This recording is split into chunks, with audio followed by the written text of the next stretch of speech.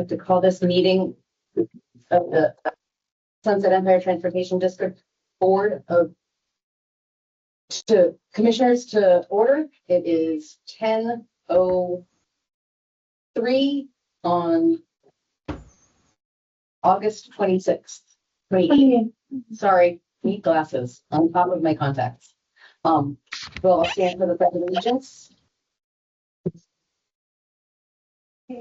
Pledge allegiance to the flag of the United States and to the republic for which it stands, one nation under God, indivisible, with liberty and justice for all. Mary, roll call, please. Chair, please. Here. Commissioner Schmidt. Here. Commissioner Romero. He's excused. Commissioner Alegria. Here. Commissioner McDonald. Here. And Commissioner Montero. Present. Thank you. Any changes to the agenda? Any changes to the agenda? I'll entertain a motion to approve the agenda as presented. Move to approve the agenda as presented. I'll second. Been moved by Commissioner Montero and seconded by Commissioner Schmidt. All those in favor? Aye. Aye. All those opposed? Motion passes unanimously. The agenda is as it stands. Public comment. There's a 3-minute public comment limit. Is there any public here that would like to make public comment? Now is the time. Thank you so much. Anybody online? This is the public comment period. If you'd like to make public comment, please raise your hand and you will be recognized to make public comment. There's a 3-minute time limit for any public comment. There appears to be no public comment. Close that part of the agenda. Approval of July 24th meeting minutes. I have a couple of corrections to those minutes. Hold on. I have a motion to approve first, and then. Okay, I guess I'll make the motion that we approve the July 24th and July 30th minutes. The motion to approve both July 24th and 30th meeting minutes. Is there a second? I'll second it. And moved by Commissioner Schmidt and seconded by Commissioner Alegria. Discussion. Okay, so on page 8, where the elections are shown, it should show under vice chair as well as secretary treasurer that there were no other nominations prior to Chair Kleinzak asking for all those in favor. And the last sentence says that Commissioner Alegria was approved as board secretary treasurer, and that should be Commissioner Montero. Oh, yes, it should. Thank you. The other correction I'd like to make, and I think this is because it's in your template, Mary. Every single set of minutes has the word correspondence, item number 15, always misspelled, and I think it must be in your template. That needs to be fixed.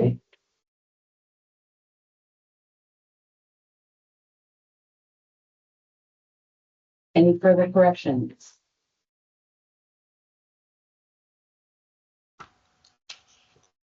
And Commissioner McDonald, any corrections to the minutes? You have your hand raised. No. Oh, I'm sorry. No. Okay. A new system, so give me a second, okay? I would have checked anyway. I appreciate that. Commissioner Alegria. Okay, I have a note on page 9. So whether Tracy McDonald is the representative of the NWACT, says that he's interested, but did we vote to? Yeah. So that was, it was been approved. It was just an appointment, correct? Appointment. Okay, and then the other is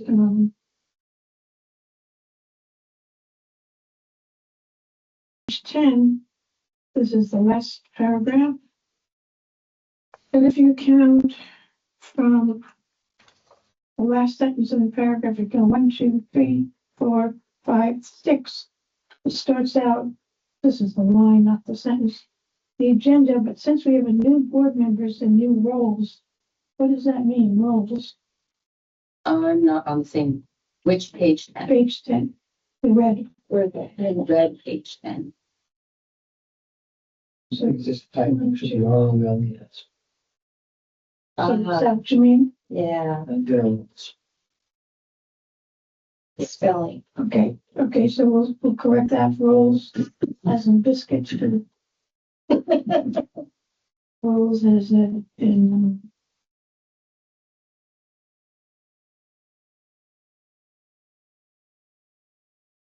okay, and then maybe I read this when I was awake, page 15. If you count from the bottom, 1, 2, 3, 4, Wait, slow 5. down. This is all red, all red. 1, 2, 3, 4, 5, 6, 7. It starts out, this is lines, not sentences. Will share any updates with staff, community, and the board. It said any updates or support. You, David, said he has something Something. like said any updates or support. You, David, said he. I'm reading this. Yeah. So what was meant to be said? Okay. What was meant to be said? I think it was the quote for me and it continued on. It's in the, I think for support you, period. David said. I think that's what it should be. Okay, good. Okay, Thank you. and then. Okay, so. Okay, on page 16.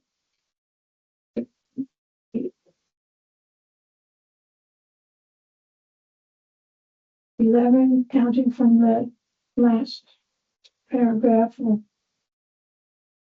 It says, With the first word of the sentence being expanding. right, Okay. so ask why isn't cash flow is showing you what you're bringing in as a report and what we are expanding. I'm not clear on what that it means. should be expanding. Expanding, okay. So, okay. Very different. It is.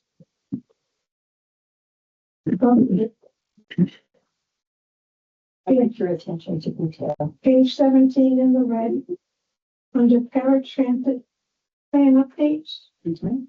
the last part of the paragraph, so to speak. It has paratransit supervisor Nicole, and it's not finished, it's not complete, whatever was supposed to be said.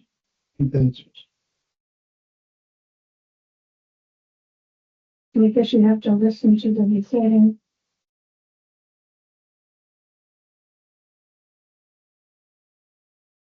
Oh, I see. Mhm. So you have to listen to the recording to find out what you say. Okay, Will do. okay, and you'll be pleased to know that's it. Okay, thank Good you. deal. Anything further? Commissioner Booth Schmidt?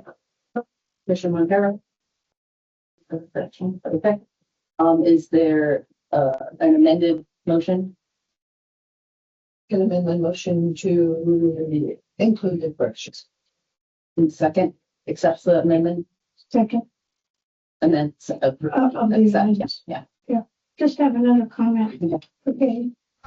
The list of acronyms is off. Something to do with formatting. So, We're gonna redo it. And that's not gonna be done. okay. Yeah. If we have to get it every day. Okay. Oh, I see. Yeah. It's not the whole thing. It's just a shift at the top. Yeah, Where, how that happened.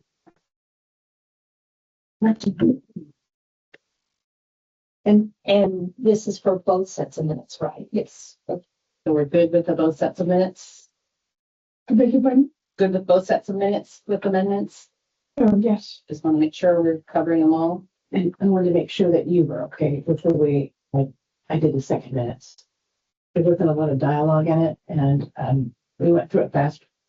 I didn't have any notes on it, so it must have been okay with it. Okay, great, thank you. Oh, sorry. Double checking and make sure all the votes are recorded as it should have been. Perfect. Okay. Any further discussion on approving the amended minutes for July 24th and 30th? All those in favor signify by saying aye. Right. Aye. Any opposed? Motion passes unanimously.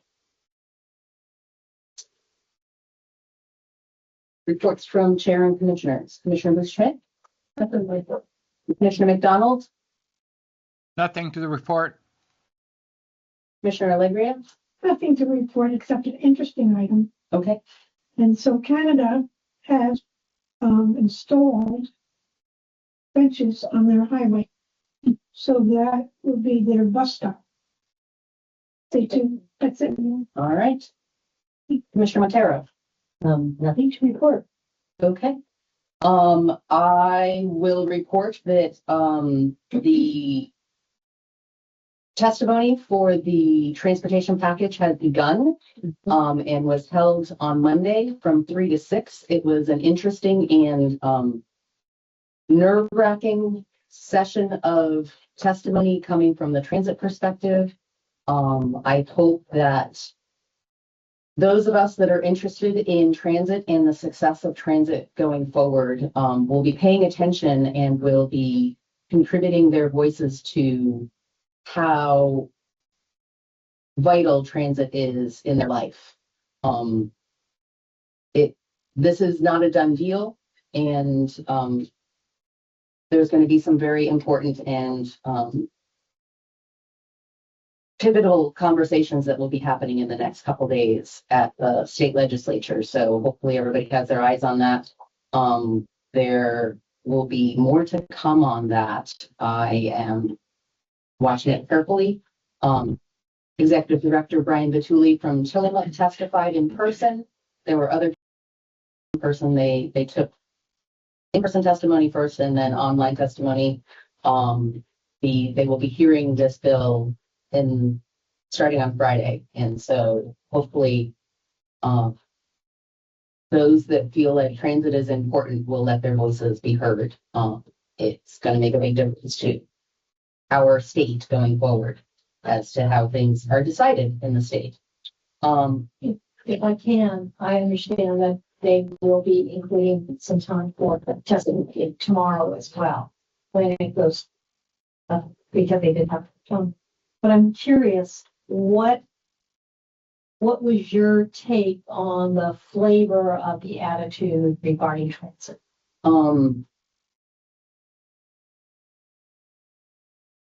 I feel like it's vital that people who find transit important to their life speak out. It was definitely the conversation is still open about where the money that we call stiff funds, that is the payroll tax, will be allocated towards. I feel like that hand keeps getting more and more open, and that is alarming, because if that money gets reallocated, rural transit in particular will be victim, and we will have dire consequences in our area. And so every voice matters.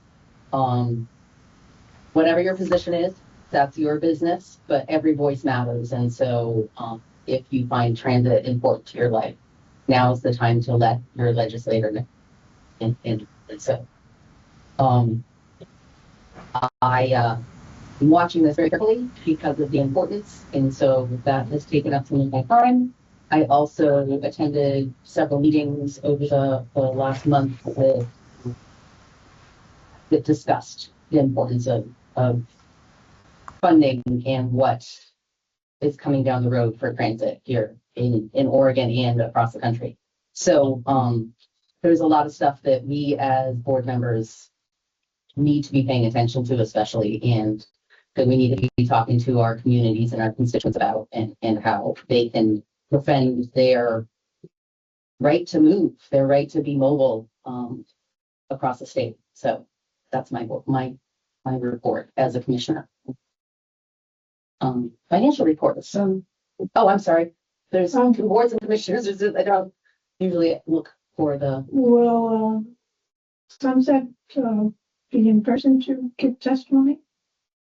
I think that is a valid question, but it's also coming up later on with there's an agenda item with the stiff funding. When does it start tomorrow? I didn't see the announcement specifics about tomorrow, which is why I didn't bring it up, but they did mention that they were going to try to have another session for testimony. I will email that out so that we can get that posted. Okay. After the meeting, we'll look it up, see if it's out there. Okay. Financial reports. Okay, take two, right? All right, so to start, we received our Q3 reimbursement that we were waiting for from ODOT, so we got that. Is that in the figures here? Yes, it's included Okay. in those deposit. So where would you see that? You would see it within the general, it's just in the general fund. I see it. Okay. Submitted our Q4 reimbursements. So we got those all in and waiting for approval on those and payment for those, which I'm not sure what that's gonna look like. Couple of things. Last month we had talked about the credit card statement and there was some questions on there about, I think it's listed as a reference. I think it's listed as a check number. It says check. Mhm. That number is actually the last four digits of that employee's credit card. So it references back to that individual employee. The check that you see down below on this month, That's what we paid last month's bill with. And that lists that check number for that payment. So just Tell us which page we're looking at that you're talking. sorry, page 31. Thank In red.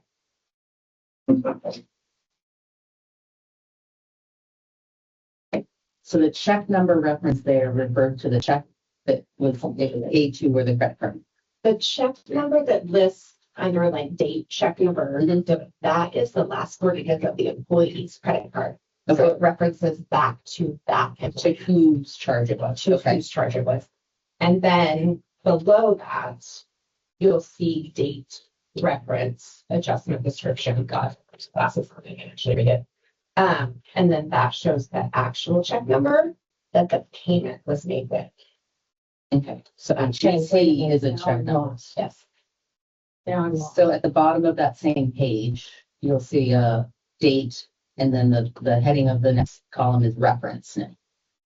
And that's a check number, Okay, I was going. Yeah. Here.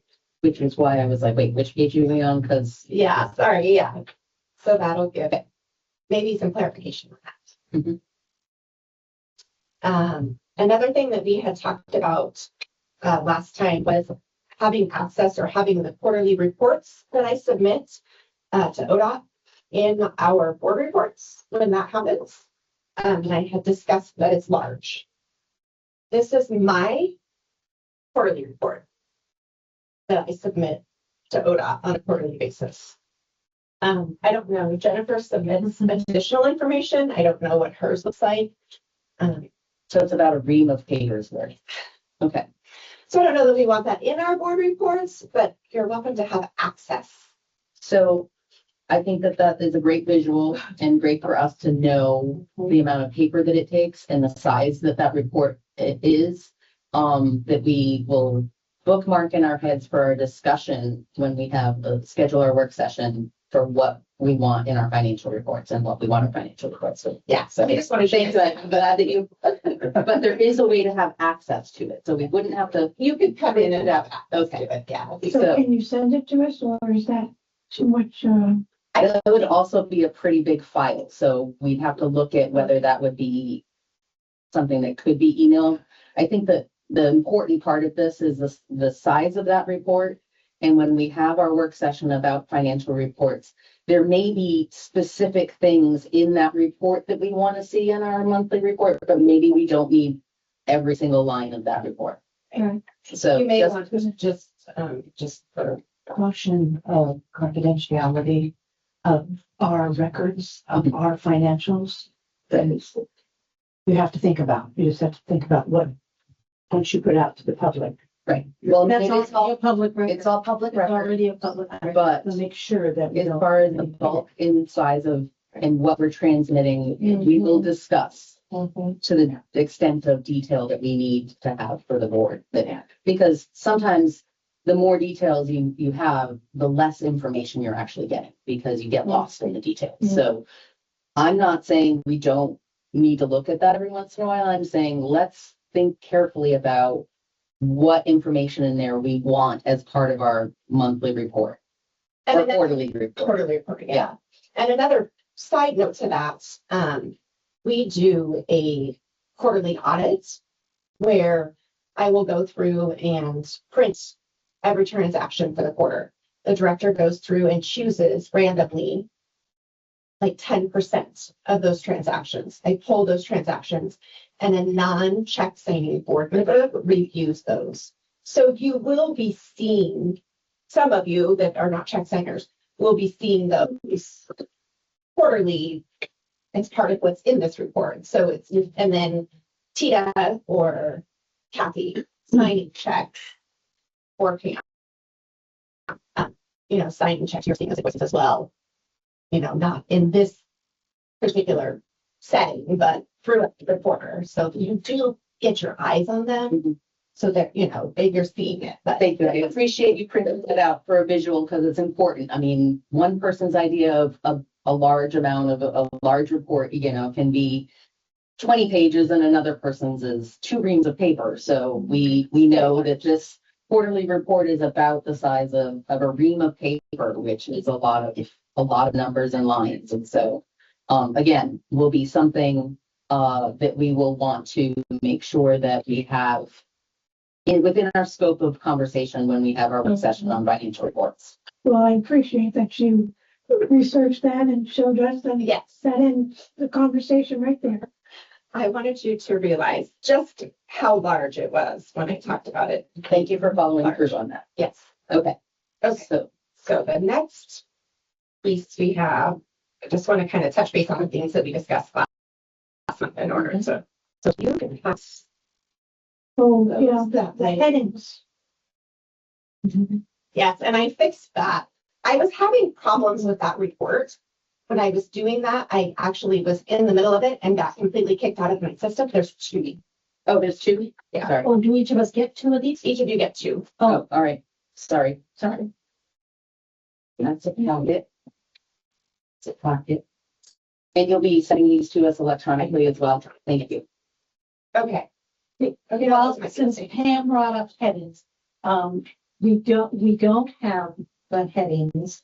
And I would also like to make another suggestion, and that is the title of a report. When a report goes more than 1 page, to repeat the title on the successive pages would be really, really helpful so that people know I'm still reading the same report. Okay.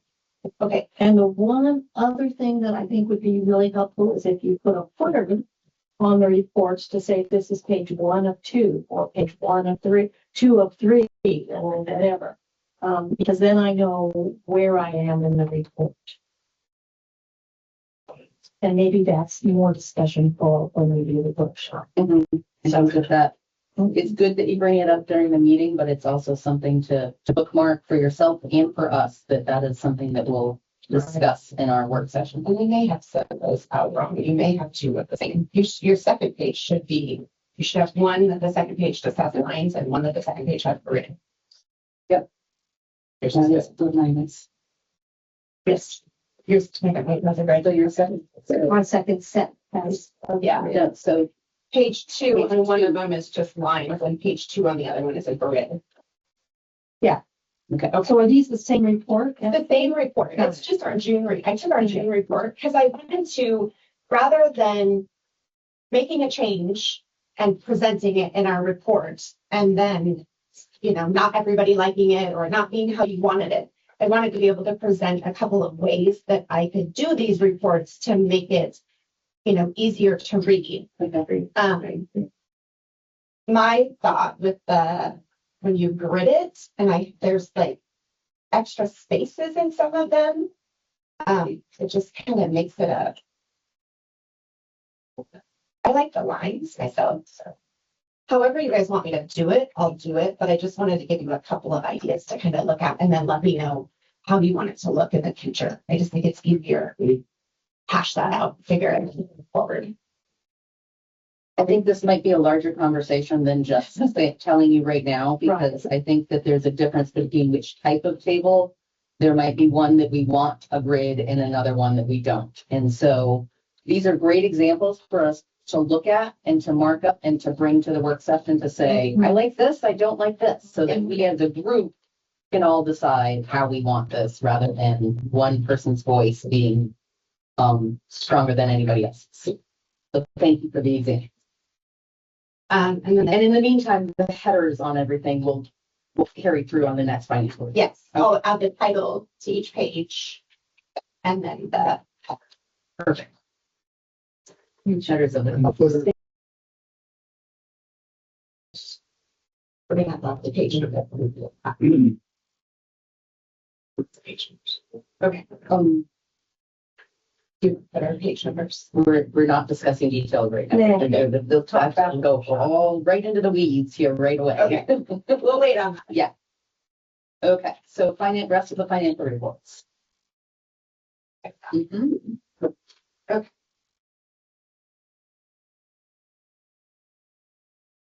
Any questions? I'll make the comment. I like the fact that the balance sheet balances. Yes, I just needed to get Acme Fund and I to come together and figure it out. Oh. Oh. I don't even look at it anymore. Thank you, thank you, thank you. Tracy, any questions on the financial report?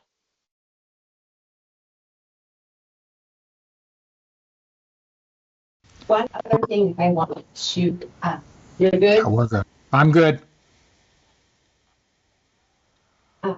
our bank signers, I sent out an email yesterday. Everybody has now signed. So our new signers are all set up and ready to go. So previous to that happening this week, we had Debbie and Jennifer signing AP checks because they were the current signers on the account. You can't have new signers sign until everybody has signed and that signature card has gone. Okay. That's how that's Country. it happened. Having fun. That's what you should be doing. Excellent. Okay. Okay. Commissioner Legrand? Well, the expenses are more than revenue this month. Which shows, which will probably, not probably, it will go into this discussion about the planning transfer. And the question really is, what are we going to do about it? Some of it the board can't, because we're not. So the line items, it seems to me, need to be reviewed, discussed with, I don't know if this is our study, but I don't care at the moment, because this is what happened when the month before we shut down. So you're not going to, from what the government is doing, state government, you don't know the answer. The federal government, you don't know the answer from day to day. So you take all these combined. So what strategies do we have left? Not a whole lot in terms of not having this happen again. And it could, through no fault of anybody. It's just that we're not getting the money. And, when anyone wants to talk to the governor on down, we're in a bind right now. And so I'm sure other people are. And so the discussion should be, do you want to shut down transit? on the top level of government. On our level, is there a way that we can cut down on expenses? Which I know the board does not have an overview. It's a suggestion, because I don't know what else to do. And that doesn't go into the discussion of the 168,000, which is another discussion. So I think the first thing that was in what you just said was the question about expenses versus income in this last month. Can you explain why we're over in expenses versus income in this last month? That is something that just happens throughout the year. There's a month that you have your monthly expenses, your normal monthly expenses. You don't have anything additional coming in that month.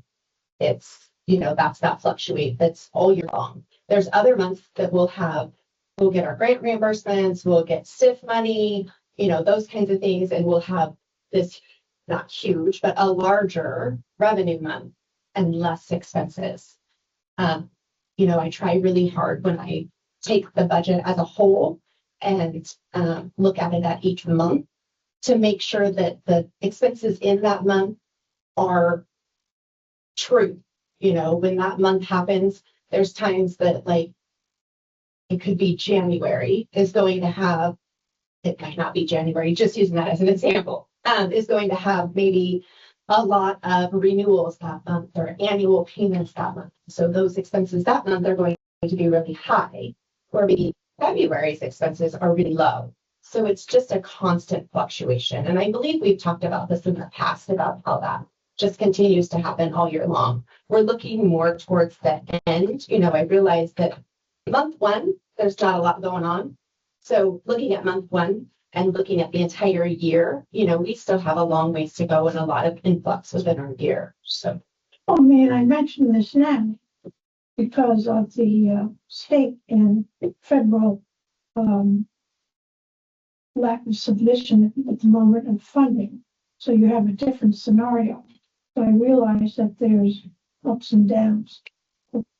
Now we have some real, major part of funding for Sunday is unknown. So how are we sort of protecting ourselves in that situation? David and Jennifer and I have been in conversation about what things look like going forward and at what point do we need to look at, pulling back on services, pulling back on staff, those kinds of things. We don't want to shut down. We don't want to run it to the end, right? We want to make sure that our funds last as long as we can. And so that's something that's just a moving target.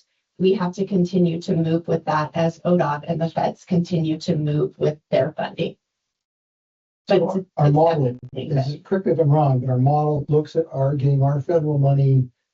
We've got guidance from ODOT, and so we're not counting on that revenue until later in the fiscal year. So like May and June, April, May and June is when we expect to get our federal reimbursements, which is significantly later than normal. But Kelly has managed the budget in a way that we're going to not expend those funds, and we'll be able to have a balanced approach to that until those funds arrive later in the fiscal year. So we've accounted for the delays in payments, and we're looking at the other revenue streams and making sure we're monitoring that closely. So if there's a disruption in the STIP, we'll change the cash flows and look at that analysis again.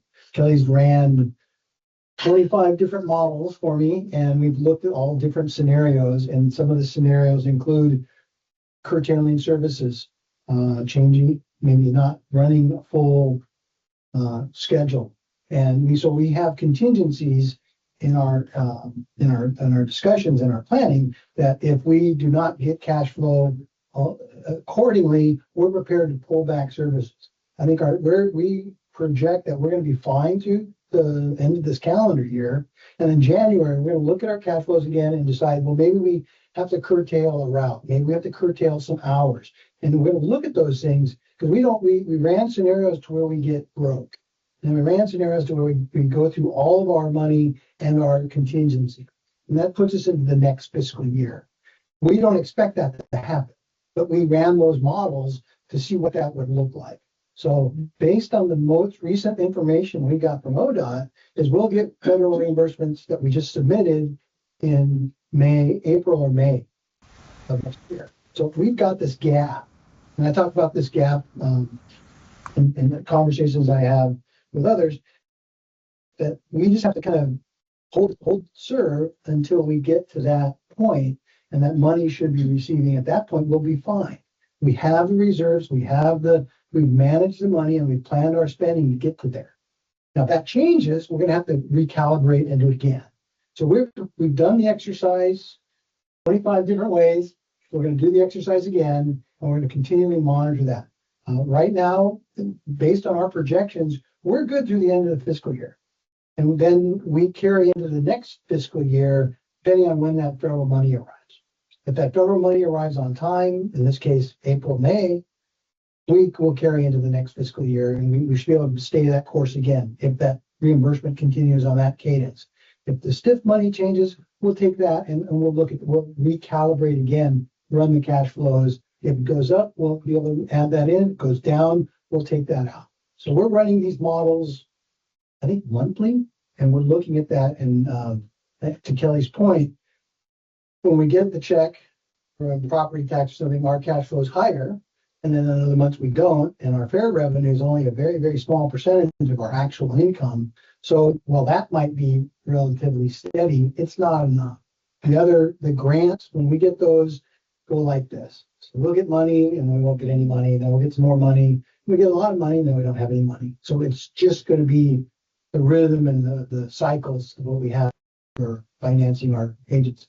Will the board be notified if you're contemplating eliminating parts of the routes? Oh, absolutely. I think yeah. Beforehand. Oh, yeah. You'll have to approve any of those changes we make. Well, yeah. As part of, That's a good question, and thank you for the question and for the answer.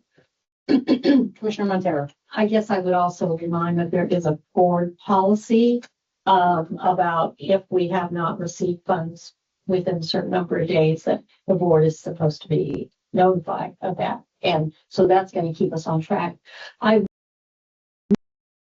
hear scenarios because that's what I was thinking about. And one of the things that might help board members, we have a picture of last year. I don't know how that will correlate to this year, but if last year was kind of a typical year in which months you get money and which months you overspend, overspend is the wrong word, but the expenses are higher. If you could put together just a sort of a page of what a year would typically look like with expenses and income, that is just the line, and we could see what you're kind of expecting. And rather, because this tells me what happened this past month, I'm not going to remember that next month, but you're talking from that expectation, and it's very, very helpful. But it's helpful for the board members to also understand exactly what you're talking about, that you do have variations in income and expenses. Can I jump for you and go? I was going to say, Kelly illustrates clearly in here when our cash flow comes in, payment cash flow.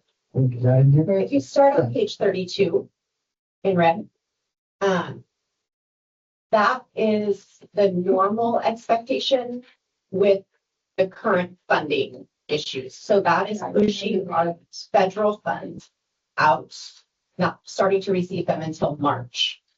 There's another example of federal funds if we do not receive any federal funds this fiscal year. And then there's another example if we do not receive any federal funds and we reduce services to only Route 101 in January. These are three of the scenarios that you talked about. So those are three of the multiples that we've done, and we'll continue to do those as we move forward and we get new information. And these three won't always be at the board pack, but the general expectation, the general cash flow projection will be in your board pack. Okay. And if that changes, if there's something that changes from what my normal expectation is, I will point that out in our meeting. To let you know that, hey, ODOT has said, we're going to get funding in January instead of, March or April, or however that may look going forward, so that that's called out to you and not just there. So what the big picture from all of this that I'm hearing, and please correct me if I'm wrong, because this is really important, is that we're not out of balance from what we have expended versus income because of our actions and what we did. We haven't overspent our budget. Right. We haven't overspent any line item. We're still well within our very conservative budget. It is because of income coming from grants that were budgeted to be received at a different time than now it's looking like they're going to. Yes. Okay. Yes. So normally we would receive STIP funds in July or August. Mhm. And those are pushed out. And that's in my projection of those being pushed out. But we are still okay financially to be able to push through that and to be able to continue to run at the level that we're at currently. Commissioner Montero. So the question I have is, on these reports where you have beginning cash, are you including contingency funds? The contingency is not included. So these reports don't touch contingency at all and keep contingency in the bank. Yes, ma'am. Okay, and that's something that's really important to note on this, because that's another source of. Right. So if we get to the point that we need to use contingency, of course, the board would be notified. We have to have permission in order to withdraw from contingency. So I guess I would just put a note on every one of these that says does On the not scenarios. include use of contingency, because again, that makes it very clear, and it's and that's notable. Commissioner Legre. I'd just like to mention that you can call a board meeting on an emergency level without having had 5 days, whatever the number of days is. So you can call the media. So if you need something done the next day, you can call us. And so that's in the bylaws. It has to be an emergency that we don't have control over, not Right. just something And that something, failed to take care of it right, in a so timely fashion. at this point, because of federal and state withholding of money, that is an emergency that, so you can do that anytime. I would say, I hope we are continuing to utilize our scenario outlooks in a way so that we don't get into an emergency one-day meeting necessary. I also just want to mention, just putting it out there, that in previous years, there has been a necessity to get a bridge loan to get between when we have, so that our, to mitigate our problems, so that we have cash available to us to spend while we wait for the government to give us our reimbursement. It's been a while since we've made use of that, but that is something that has been done before and is a regular practice for government entities such as ours to be able to make it through cash With board problems. Yes, absolutely. So that is a whole process. But yes, it's board approved. Yeah, but that is something that has been done in the past. So I'm just putting it out there so that we have it as one of our menu items to choose from should we get into a situation that we would need it. Yeah. So I want to say 2 things. I want to say Kelly's done a really good job in running these projections. These are not intended to be, this is our plan. This is not our plan. No, This is we like, understand this this. is like normal, and this is like Not quite worst case. not worst case, but kind of a bad case. And then if you see, because we're running through the end in the lower reduced service, and we're running through September of 26, we're still in a year from now, we're still not into the reserve. So we feel as long as we run these scenarios, like we'll say we're going to run another exercise in January and go through this whole exercise again and looking at the timeliness of our funds. So we'll be doing this constantly. If you get a warning from us, it's not going to be 2 weeks. It's going to be like 6 months. Or we'll be going to say, hey, this is where we start getting a little nervous. This is where we start getting, and if we need something like a bridge loan, it will be, because Kelly's is doing such a great job with this, you'll see that this is where we project the deficit to begin, and this is where we start running into an area where we may want to secure a loan, and that we can do. But this is a projection that goes out a year now. And so you can see that we've been very deliberate and very thoughtful about what we think that cash flow looks like. And we're going to do this. Kelly and I will do it pretty frequently, but again, in January, we're going to run this whole scenario, take a look at where we are, and we'll keep the very fun with these examples as we go. I'm glad to hear all of these things that were no surprises is what the board wants. And so this helps us feel confident that we will not have any surprises. Any further questions about the financial reports? I would entertain a motion regarding the financial reports. I move that we accept the financial report.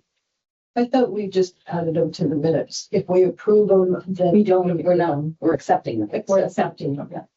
So what the statute or whatever, Let's There's a vote get a before. second before. That's all right. If you want a second. sure, second, There's a motion to accept the financial report and a second.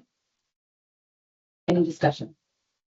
so what ORA, ORS or whatever, something that says that, There is no ORS. It is not a law. It is best practice from a accounting perspective and running a board perspective. If you choose to approve financial reports and it is shown later that there was a problem with those financial reports, you are putting yourself in personal jeopardy.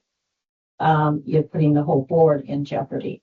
But I have researched this quite a bit because I've done this for every board that I've sat on. You accept. This is work that has been done. This is work that is being presented to us.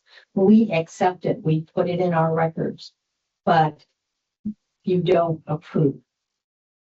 so what about the, is Sunset following the governmental, whatever it's called, accounting practices by doing this? Okay, so Not think, I mean, beg your pardon. So, Generally accepted accounting it's general- practices. This isn't part of accounting. This is part of board procedure. So in board liability. Commissioner Bushman. 2 years ago when Tita brought this to my attention, I had her send me the information that shows that we can do this, and I sent it out to all the board members, so I sent it out to you already. okay, I've forgotten, so I'm checking. Still a good question. There's a difference between approving something of basically you're saying, yes, it is all correct and done correctly. I'm not a bookkeeper or an accountant, so I would rather not say that I'm approving the processes that Kelly uses. Not that I have any doubt that they're good, but just, as a board, we aren't bookkeepers or accountants. We're board members. So we're accepting her work and her credibility and her accreditation for doing these reports into our record. Thank you. Okay. All those in favor of accepting the financial report signify by saying aye. I Tracy signifies aye. I also approve. Motion passes unanimously. Continued business. Executive Director Carr. Yes, we'd like to, in the first board meeting here, there was discussion about wanting to review the budget. So we're proposing at this point, we've set up a work session in September. Don't have a date yet. I'm going to have Brooke and Mary to coordinate with all the board members. So how did you go politics? The question was, do we do it with the board committee? Do we do it with the full board? I mean, the budget committee or the full board? How does the board wish to proceed with this motion? Commissioner Alegria? The whole board, should we talked about having the work sessions at 9:00 on the same day as the board meeting? So you don't have to, or if that is too much for people. But I think one that at work session, everyone else does it by the board, and we're small boards. It should be the board. Commissioner Montero? Well, I would say if if a 1 hour work session before the board meeting, that's fine, but I would suggest that a doodle poll go out to us and that be included as one of the possibilities in the doodle poll. I don't know that 1 hour is enough time. I think that we probably should budget for more than that, but yeah. Commissioner McDonald? I just wanted to add my availabilities to Wednesday or Thursday, anytime in the days, other days of the week after 3-4 per work schedules. That's all I wanted to add. Thank you. Commissioner Busher? Did you have anything further to add? No, I'll send out a doodle poll and, So the question is still the board alone or the budget committee and the board? Oh, I didn't realize the budget committee. Since this is reviewing, my suggestion is just the board. I would suggest just the board, but once we come to a conclusion, that we send it to the whole budget committee for their approval also. Depending upon what comes out of it. Yes. Commissioner McDonald? That I like that concept, and that Debbie just mentioned. Make it a board only, and then review it, send it for review. At this time, we will be doing a budget review with the board alone, so doodle poll just the board regarding time and date, length of time and date. Okay.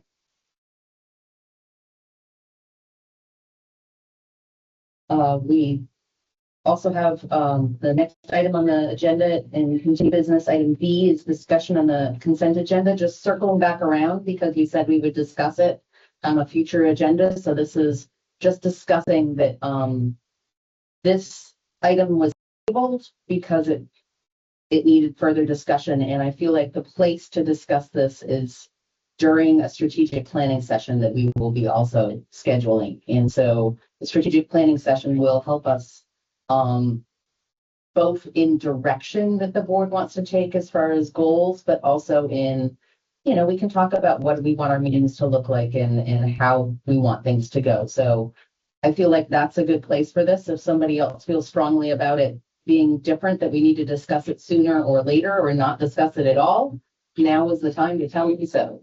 I agree with you. I think they're do it during a strategic planning session. I agree.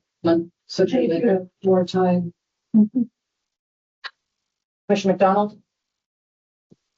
Having experienced this one other time in my time on the board, I found that the strategic planning system, board retreat, whatever we called it, was very beneficial, and I would agree with the majority, and let's do it that way. Okay? Excellent. Thank you. We don't need to vote on that. That can just be consensus. Yeah. Next item is item C. It's an action item, approval of letter to elected officials on the impact of funding for rural transit.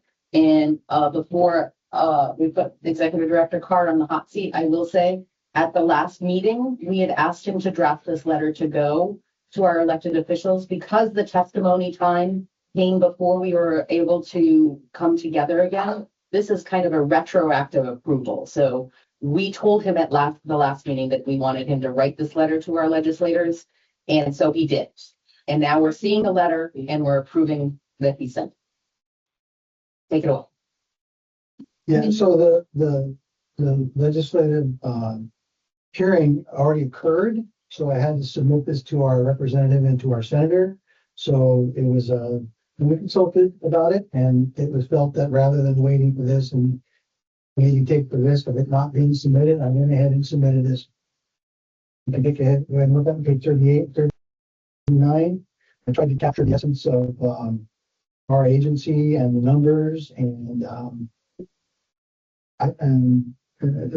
I don't know, it's already been sent, but so I appreciate any comments or feedback on it, if, even though I can't change it at this point, so we can certainly look at the tone and tenor and see if it was the right intent.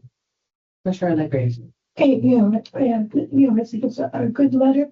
It's just, in future, perhaps to, mention, we have it on page 43, the district is also a member of the Northwest Connector and the Alliance of 5 transit agencies, etc. To put that in any testimony or any conclusion draft, also what the district provides.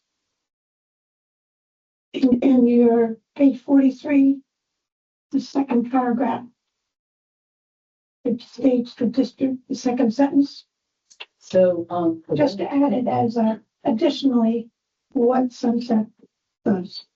so she's referencing information that we provide in the application packet that could also be part of a letter. No, just that sentence, so just, not the whole thing, but, Right. yeah, that's it. So It's the second paragraph on page 43, the second, sentence. So our mission statement is what you're saying. No, I'm saying about us. Okay. Second paragraph, second sentence. The district also is a member of the Northwest Connector and Central. Just to. A reference to the alliance. Okay. yeah, I'll make a note of that for future reference, and any other letters, I'll include the broader scope of services that we're connected to. Thank you. It's a good letter. Thank you. Commissioner Bushman. The letter is really good. I thought it was fine. I think if we mention things that we are involved, other districts that we work with, we are representing ourselves, not them. So if you make sure you're wording it that we work with them, but our letter is not representing them. I think you'd have to be very, very careful about how it would be worded.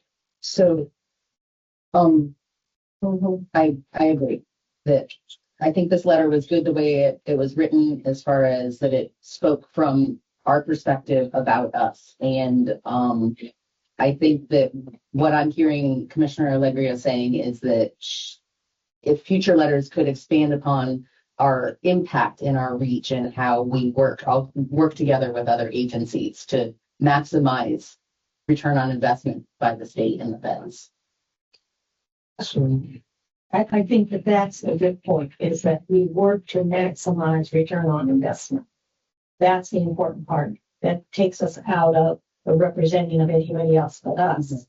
But it shows that we are not, we're not a one-off. Right. Yeah. Commissioner McDonald? I understand the reference. Maybe that could be expanded or reworded for that. So I would support that. Okay, so just for clarification, this letter has already gone out. We're talking about any future in general language. Just Correct. Just making it clear that we can't go back in time.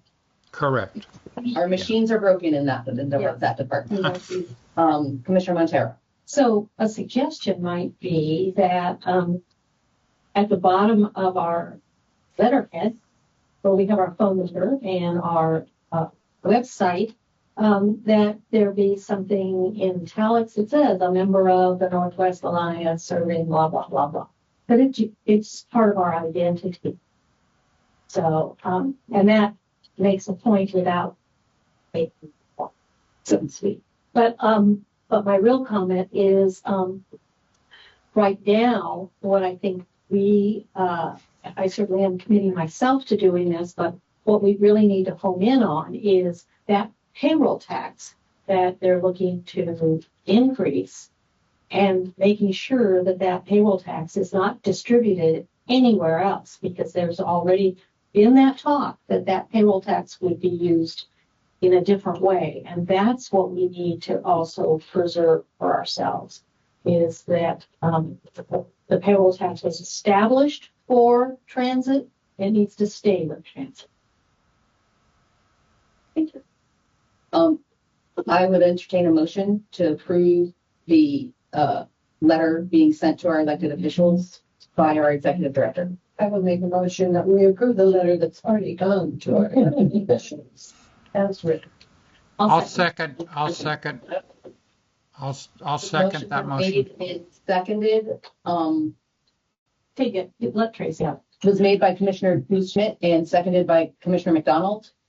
Any further discussion? All those in favor signify by saying aye. Aye.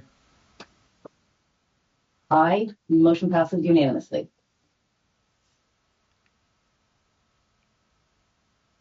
Executive Director Carr. Yes, so on the STIP fund loan repayment reversal, I made an inquiry at ODOT to see if we could reverse the payment that was approved by the board previously, because I felt at the time that with the delays in payments that we anticipated from the federal government and the state government, that our cash flow would be better supported and bolstered by holding this funds as opposed to paying. In my query, our lines of communication got crossed and they actually sent us the money back. So we have the money in the bank. It was not my intent to reverse the board decision. It was my intent to see if that was possible, because I felt if we had that money in our bank, that would give us just a little bit more cushion until this payment thing had resolved itself. Now, I'll fully admit that I've been on the job a number of weeks at that time, and I probably got a little ahead of myself in my enthusiasm. But it was not my intent to get the money. It was to find out if we could get the money. So the question then becomes, we can still return the money and make that payment and honor the board's decision. But I wanted to put it forth that in light of the dramatic changing in the circumstances and uncertainty in our funding, I felt that any money that we could claw back and just hold on to would be better for us than taking a chance that we would not receive those funds. Now, there is the interest rate is, I think, 2%? 3%. So there's a cost to that, but 3% money in today's market, if you look at compared to any kind of loan we could get, it's a small increment. And if we get our reimbursements, all the other things come in on schedule, we could then make that payment at a later time. So to me, a couple on my part, in some ways, I think ODOT misread my enthusiasm or whatever. So I put it to you today whether we should receive that loan payment and put that into our account, or should we return that to ODOT and make a payment as requested. Before we get to commissioner questions, can you elaborate on the amount? It's $168,000. Huh? That's close. 168,555. Oh, fine. That was Okay. Commissioner Montero. So to be clear, this was a prepayment. This wasn't a required payment. Am I understanding that correctly? the payment was part of a stiff agreement we had previously. Okay. So it was intended to be made as part of that stiff agreement. We consulted with the stiff experts at ODOT and asked them directly the question of whether we could amend that to get pull that money back. It was our impression that we could not amend the stiff, and that was not going to be possible. They told us that yes, we have an opportunity to amend that stiff, and those funds could be pulled back, and we could be used for program requirements as needed. But we would have to do that. So in the spring, we'll do a stiff amendment, and we'll have to amend the stiff for that purpose. So there's a mechanism for us to accept the money, amend the stiff, and make that work. And we consulted with ODOT extensively on this, and they were very clear that we could do that. That conversation happened the day after we received the check. Uh, So again, it was not my intent to. I fully understand, and it seems to me that with the inquiry about the possibility resulting in them proactively giving us back the money, seems to me is that they're in agreement with that. And my take on that is we keep the money, and it's in our best interest, and that's what we're looking at. Commissioner Olivia? Was there a thought to take the money from the contingency fund, since we're paying interest on stuff and using, if we needed money, take it from the contingency fund rather than ask for the payment back?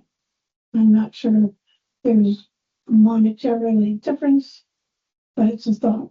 I think our intent there was we had counted on that contingency money to be there in the event we get to that worst case scenario. So this would be in addition to that contingency money. Well, I'm trying to, the thought was that money is enough to really change the balance of everything, but any amount of money that we can hold on to is going to keep us in a favorable cash position until then. And if we're in the black through that period of time, is going to look better than having to dip into a negative and actually pull out contingency. So we had considered contingency, we did not want to start spending that money in terms of our planning if we had this other money that we could use instead. And the second thing is, there's a policy B815, since you're new, and it's titled Executive Director Signing Authority. And so, I don't know if you want me to read the whole thing, but on the $10,000, any contract or agreement in excess of $10,000 will be brought before the board for approval. So my understanding of this is that this should have been approved, or maybe not, by the board. The payment of it? It was approved. So It was approved. To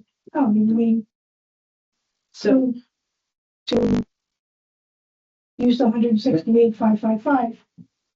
You're correct, except that in this case, it was miscommunication with ODOT. I was just making an inquiry on whether we could get the money back. Okay, And so I would have brought that to the board, asking for, at that time, permission to bring the money back. But because they'd already sent us the check, again, it's kind of a retro. And trust me, I don't plan on doing things retroactive. And this was just a sequence of unfortunate events. So we have at this point before the board the question on whether we should receive the money back and get that approval, or should we just send the money back to them, leave this original decision intact, and just let them keep the money, and we will count on reserve or other things to get us through this period of time. So I understand that this is just for your information, since you're Understood. 10,000. Say two. Commissioner Schmidt? So the intent of the board when we did this and we passed this was to pay off the loan as fast as possible. So we get out from under what ODOT is requiring us to do while we have the loan. Personally, I feel we need to send it back. If it had been talked about, and I don't know if it, me and Kelly, and I don't think it was really talked about the board, but maybe that if we got into a spot where we needed some extra money, we could take it out of the contingency fund because that's what it's there for. But if we did take it out of the contingency money, that would be the first place would be paid back to once we started getting our funds back. I think getting this loan paid off as soon as possible so we can start growing more than we can under our current conditions. And how, I'm sorry. Commissioner McDonald?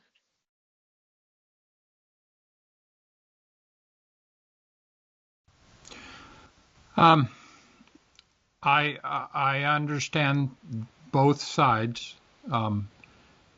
We need to pull back and reserve because of the uncertainty of all that issue. but we also need, we need to get under, we are holding programs back that are planned that staff has provided because we want to get this loan paid off. Would there be my question to the director would be, would this possibly allow us to implement micro transit? What could we do with that, and how would that affect us? I think the dollars that we receive will allow us to do a number of things that we're currently constrained as not to do. I did not create a list of that because I didn't want to start spending money I didn't have. But, Okay. you know, 168,000 in the overall scheme of things is really not significant, but in the margins we're living in right now, between now and when we start receiving our funds, we're pretty tight. And so it's really, I mean, we still have to pay employees. We still have to paint signs, and we have to perform, you know, duties. And this just gives us a little bit of a cushion to you know, fix a door or buy extra equipment or whatever it is we need to function during this period. It's not a, I think, and what my thinking was at the time is, well, if we could pull this money in now to get us to when we received our reimbursements, we could then at that point look at our cash flows and stuff. And once we get to a regular cadence again, then we can make that payment.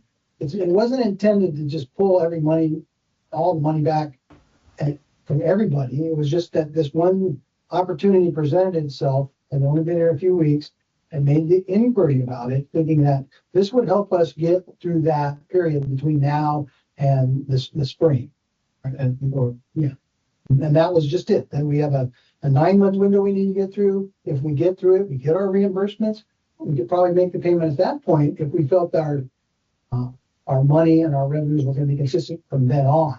Which is right now, there's a question about how consistent that money is going to be, and I just felt that finding out if we could pull the money back would be something that would help buttress that risk. Commissioner Schmidt. So, I'm sorry. Commissioner McDonald, were you finished? Yes, thank you. Sorry. so our budget was done. I have to remind me because I have to think about this and I'm not that fast. Knowing that we might be having some payments late. Yes. So our budget without the 168,000. And we knew that it was kind of skinny this year anyway, but I still think we can live within our budget. It was built on the premises that we could be receiving some money late. And if you look back through the projections, yes, there's some little red stuff there, but not that much and not till farther on. Like I said earlier, we still have our contingency if we needed it. And our contingency money doesn't make as much interest as we were paying on the. Commissioner Montero.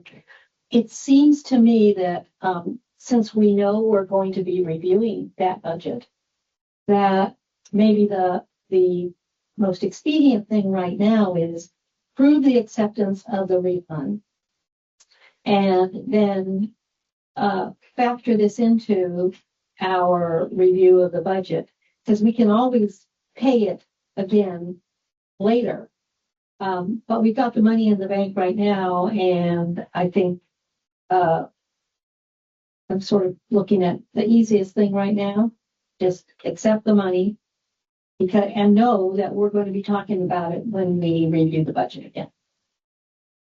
Commissioner Allegria. I agree with Commissioner Smith in terms of the interest, and to send back the money.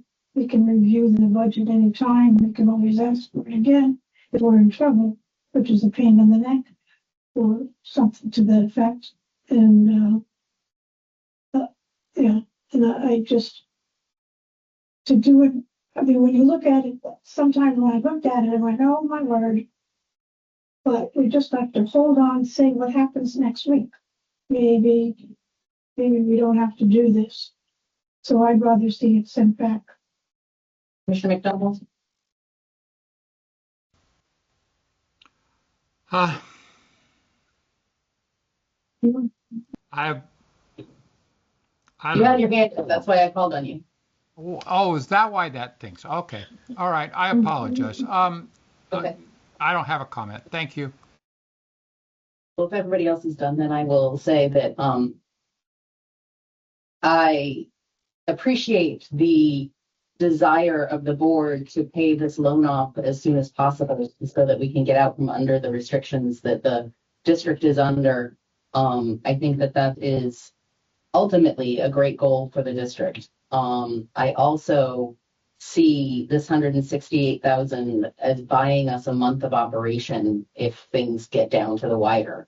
And with how fast things are changing and how much things are up in the air, as long as this doesn't violate our agreements and ODOT is in agreement with us taking this back, then I am in favor of us having this money in the bank account. A contingency fund, to me, is something that you use when you can't plan otherwise. I think this is planning otherwise and building us at least a month cushion for operations, which at this point could be a factor that determines, whether we need a bridge loan or not, and which those interest rates certainly would be higher than the rates that we're paying right now.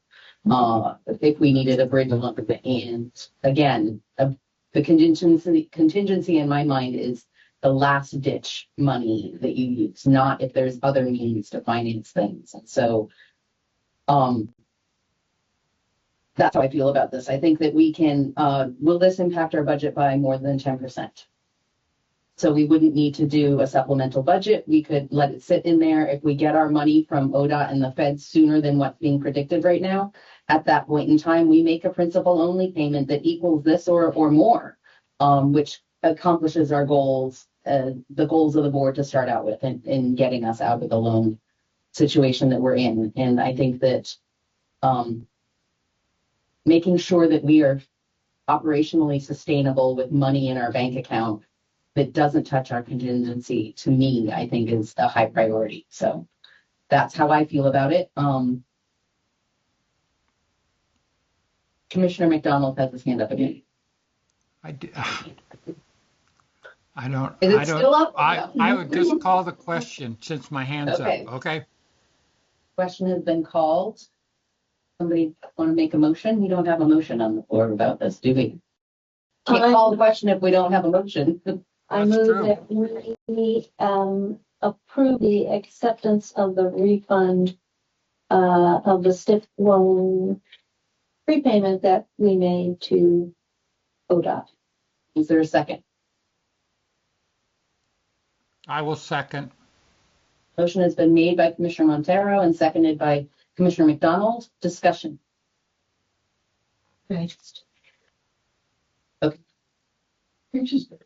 just one question. So there's about $1 million in, I recall, cash in the bank account. Contingency. No, in the bank account. Yeah. So, I guess my concern is this. I said, to return it, whether there's enough money to pay bills. So, thanks. So, yes, there's enough money to pick up. That money is not part of our cash flow projection that you looked at earlier. 168. 168 is not part of that cash flow projection. But it's in our cash. It's in our bank account, yes, Right. but it's not part of it. Okay, The other piece that I want to make sure that you understand is, yes, as a board and as staff, we asked for that payment to be made, a principal only payment, to move forward to quickly pay off the loan because we are under constraints as to what we can and can't do until that loan is paid off. So that was our best foot forward to do that. We did that as we were asked to do. In receiving that money back, that money is not at this moment in time, we cannot spend that money on anything other than the loan payment.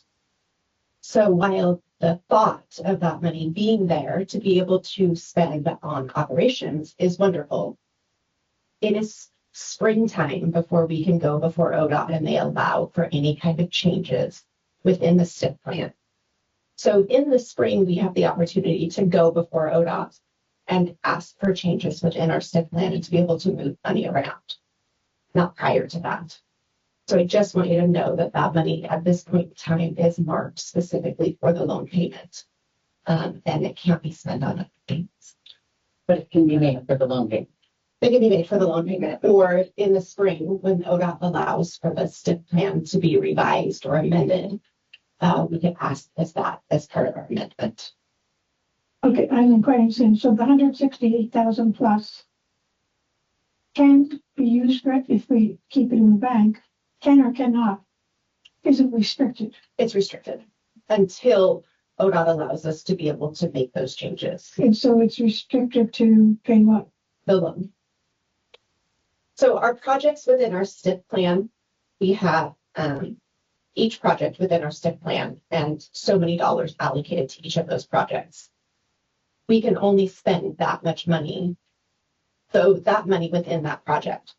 So if you pull back that loan money in the springtime, when ODOT opens up for making changes, we can then say, hey, we have this $168,000, which, we essentially did not spend, that is for our loan, but we want to move that into operations so that we can use those funds for operations going forward.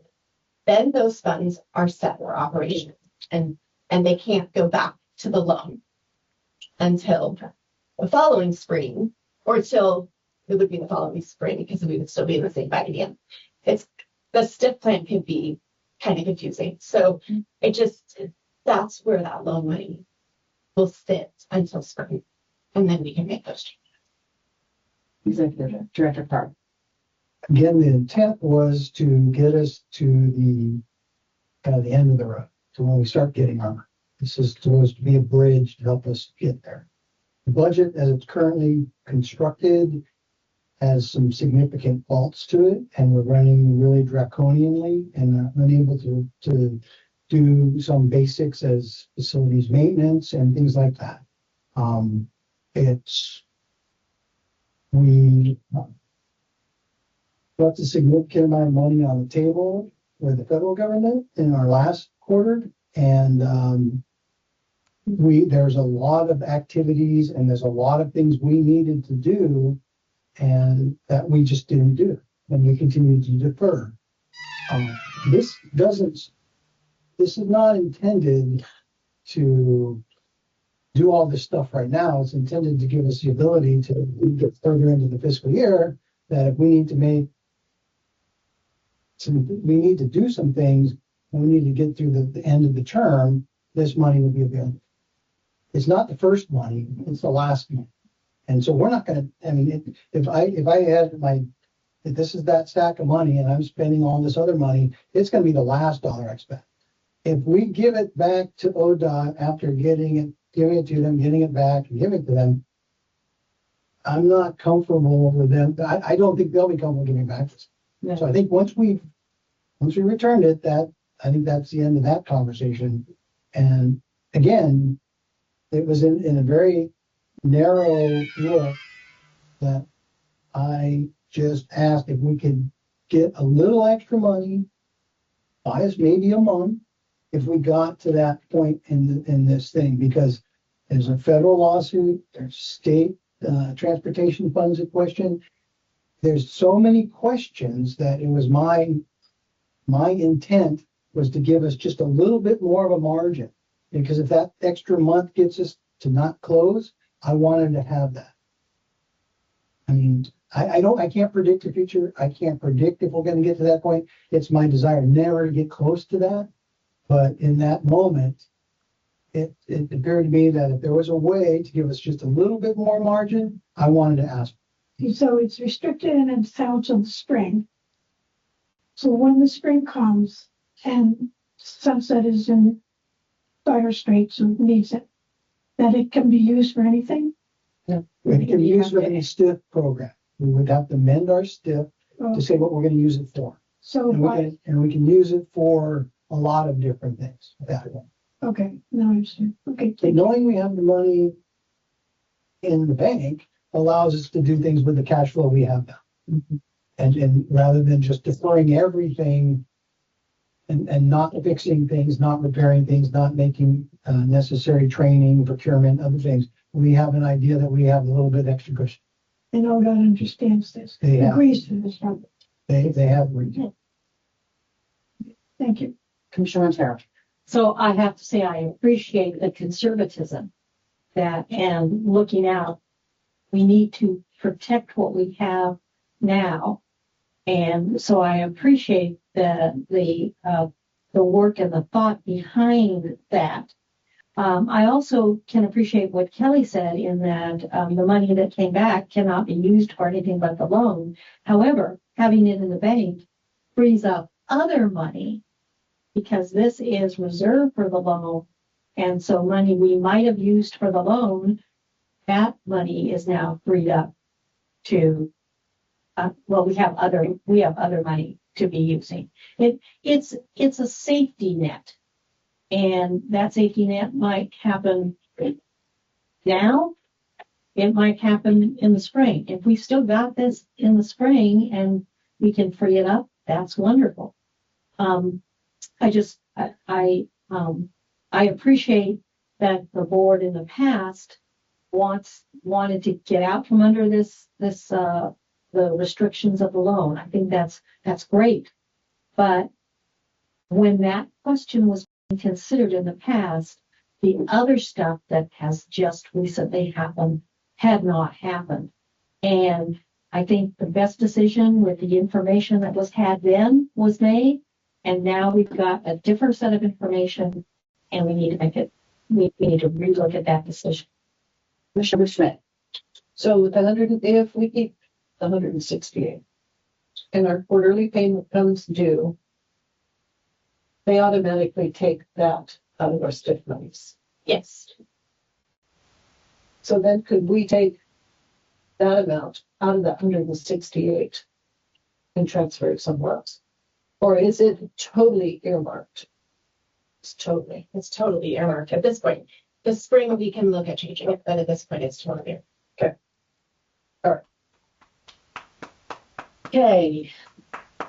Any further discussion? All those in favor of the motion to keep the $168,000 in our bank account? Is that what we can do that? Is there more than motion? No, Yeah. that was it. Signify by saying aye. Aye. Roll call. Commissioner Gleason? Aye. Commissioner Busman? No. Commissioner Romero? Excuse me. Commissioner Alegre? Excuse me. Yes. Commissioner McDonald? Yes. Commissioner Montero? Yes. Okay. Oh, yes, and motion passes. Executive Director Clark.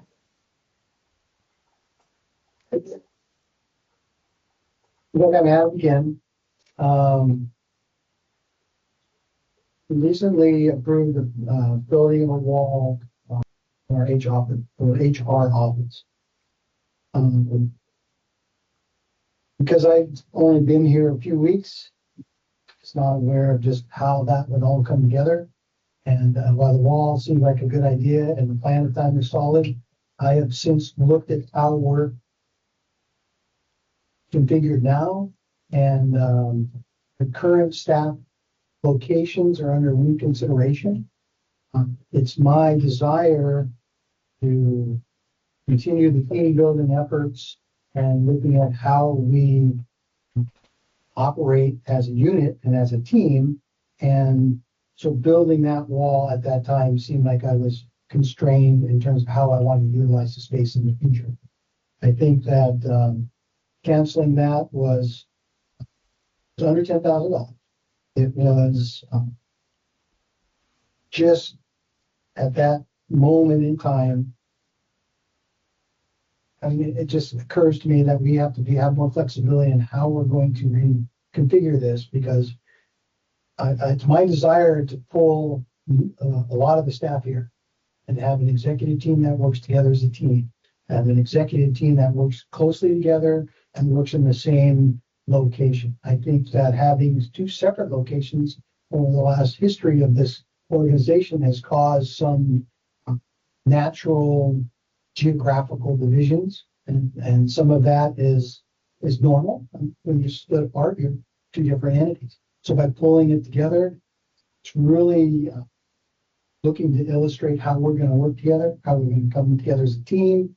And I felt that the law at that time was unnecessary expense, and that we were going to table that and cancel that fund. So this is an information item, but I want to leave some space for discussion by the board, just to acknowledge what has happened and that this was a decision that was made by the executive director. So I'll open the floor for discussion. Any discussion on this item?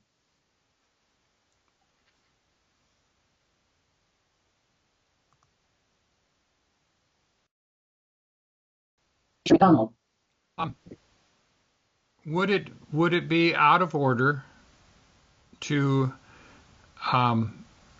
elicit an idea from staff? I see Jennifer sitting there. I see we have our HR person there. Would they have input that they would like to bring to the board? I don't think that's appropriate at this time, Tracy. Okay. All right. That's not our job. That's why we hired executive director. It's his office. It's a staffing question. Okay. Yes. All right. So, all right. I just want to comment then that I understand David's reason and a desire to build team, and that works in my profession to be a team. So if we can support that team, and if it changes because of not being aware of certain aspects, then we should continue to build that community, that spirit. So I would support him in his decision for that. Thank you. Thank you. Anybody else? Carol Legrier? Just that, regardless of the situation, not to spend the money now. Commissioner Bushman? Commissioner Montana? So I just have a couple things that I want to add on this, and I recognize that this is an executive director's decision that reversed a board decision, and I think that we need to, as a board, acknowledge that we hired our executive director to make the best decisions for our district, and that this falls within his purvey. The board previously had decided to spend this money. I will say that I support this decision because in looking at how the decision was made to spend that money, we didn't have an actual contract. There was not an actual contract that was legally binding that the district had with the contractor to do that. That would have complied with our expenditure requirements based on our grants funds received. And so one of the things that I think that is important for the executive director and for this board to do is to keep us in compliance with grant expenditure requirements. And even though that was a small expenditure, I think that this is a sound decision to allow our executive director the leeway to establish his team and the way that the district looks. The board hired the executive director, giving him all the confidence to operate the district within the guidelines of the board. And I think that this fits within what the board asked him to do. So that's my opinion and my opinion alone, and it counts for just as much as each and every one of yours. So there's no further discussion, then we'll move on to the next item of new business.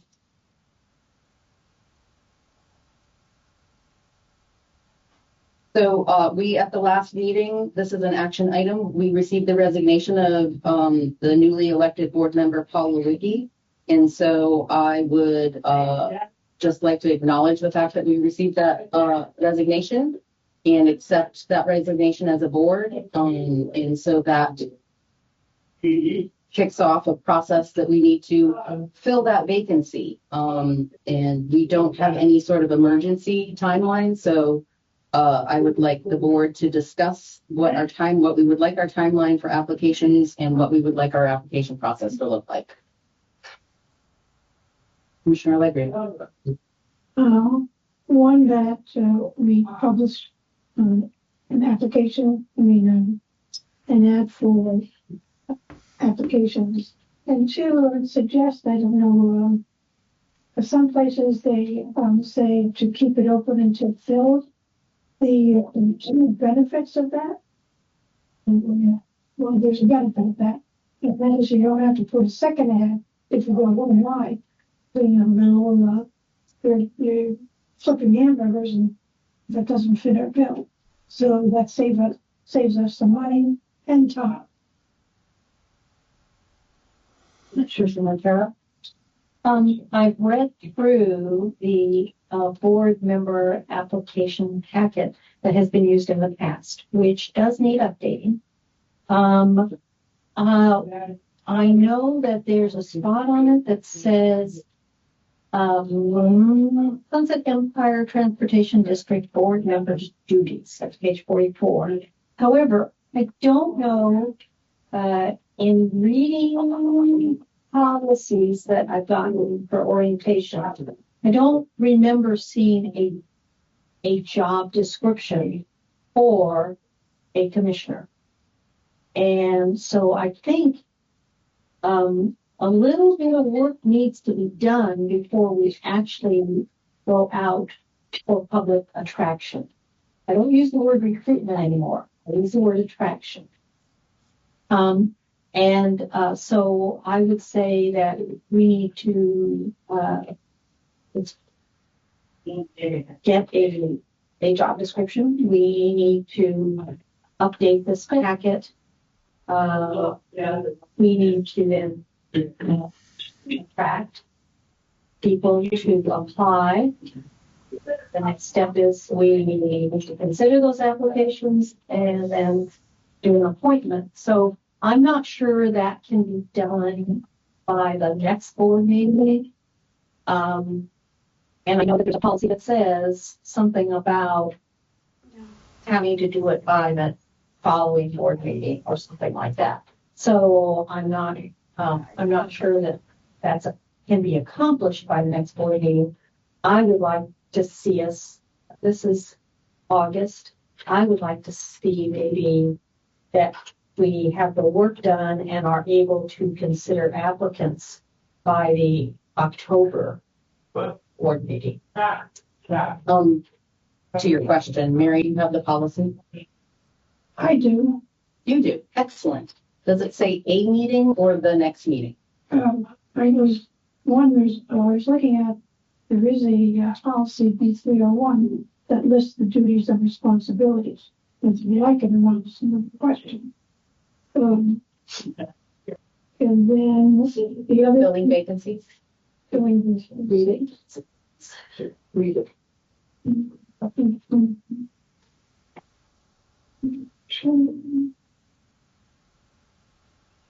Board vacancy. In that first bit. And so a vacancy, doesn't give a date. Said by the next meeting. Okay, oh, here it is. Okay. Oh no, it says the appointee will serve until a successor can be elected at the next regular special district meeting.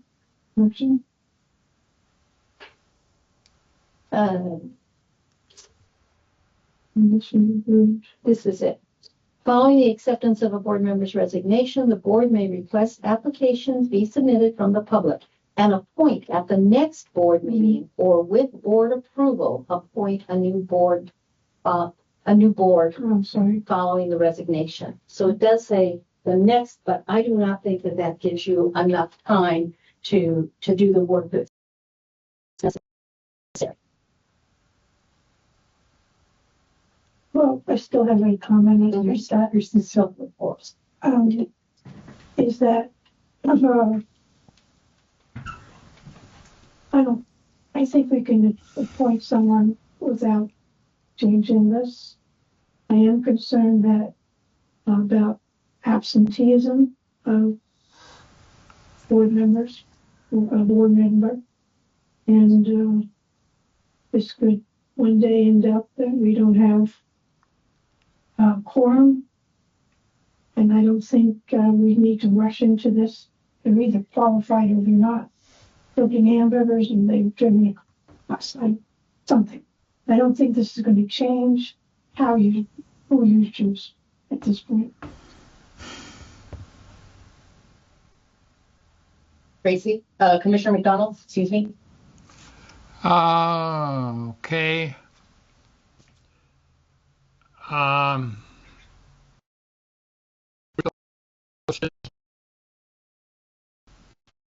You ready I would say let's do this next board meeting.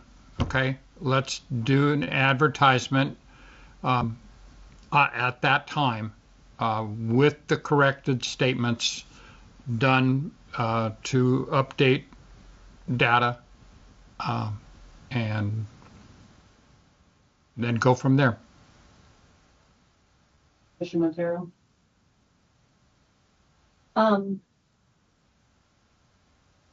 I reiterate that I don't think we have enough time to update everything. We can exempt ourselves from, say, doing it at the next board meeting. I'm not saying to drag this on. I'm saying let's do it right. And let's make sure everything is in place, not just for this time, but for any future times.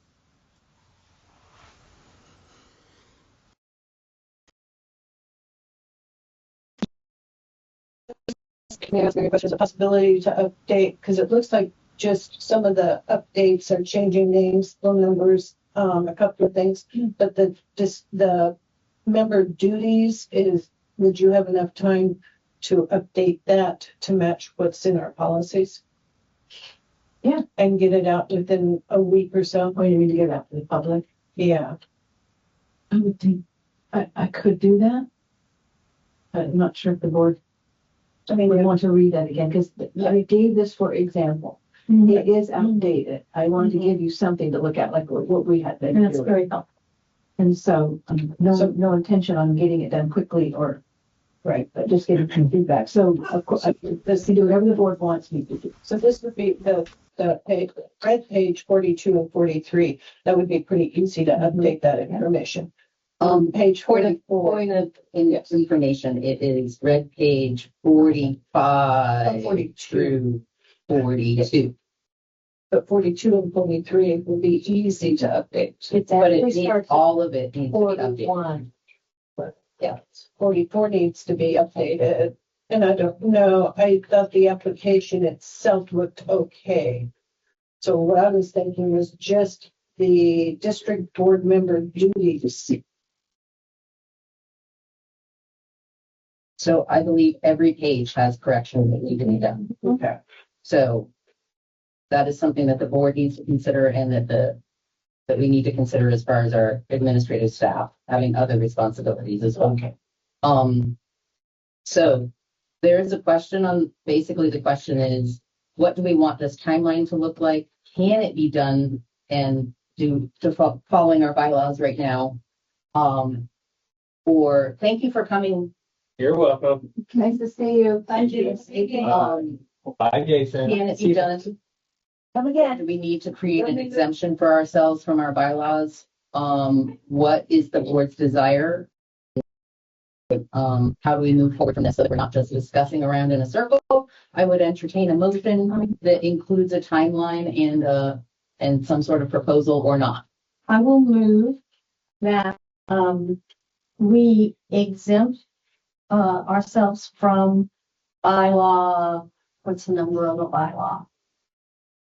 Or not bylaw, from policy, because it's not a bylaw, it's a policy. Sorry. B308. And, allow the board application process to extend till the October board meeting. With the purpose being that the application packet be fully updated.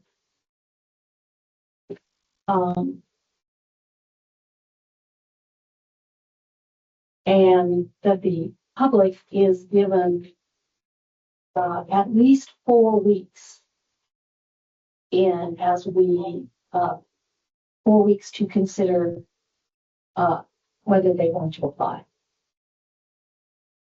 There's a motion on the floor. I'm sorry, that's so long. There's a motion on the floor. Is there a second? Commissioner McDonald, you have your hand up. Okay. I'll second. There's a motion on the floor by Commissioner Montero and a second by Commissioner Booth Schmidt. Discussion. Commissioner Legria. The reality of things, we've had very few applicants. Changing at this time, spending all this time, you don't want to get into the holiday season. It's not going to change who's going to apply and who's not. To push this through, what you hope is that you get more applicants. We didn't even have people applying for commissioners. So to get this into a period of time that could limit people may be on vacation or whatever, I think we should just try to apply, get someone, and we really, in many ways, are the board is as we sit here right now.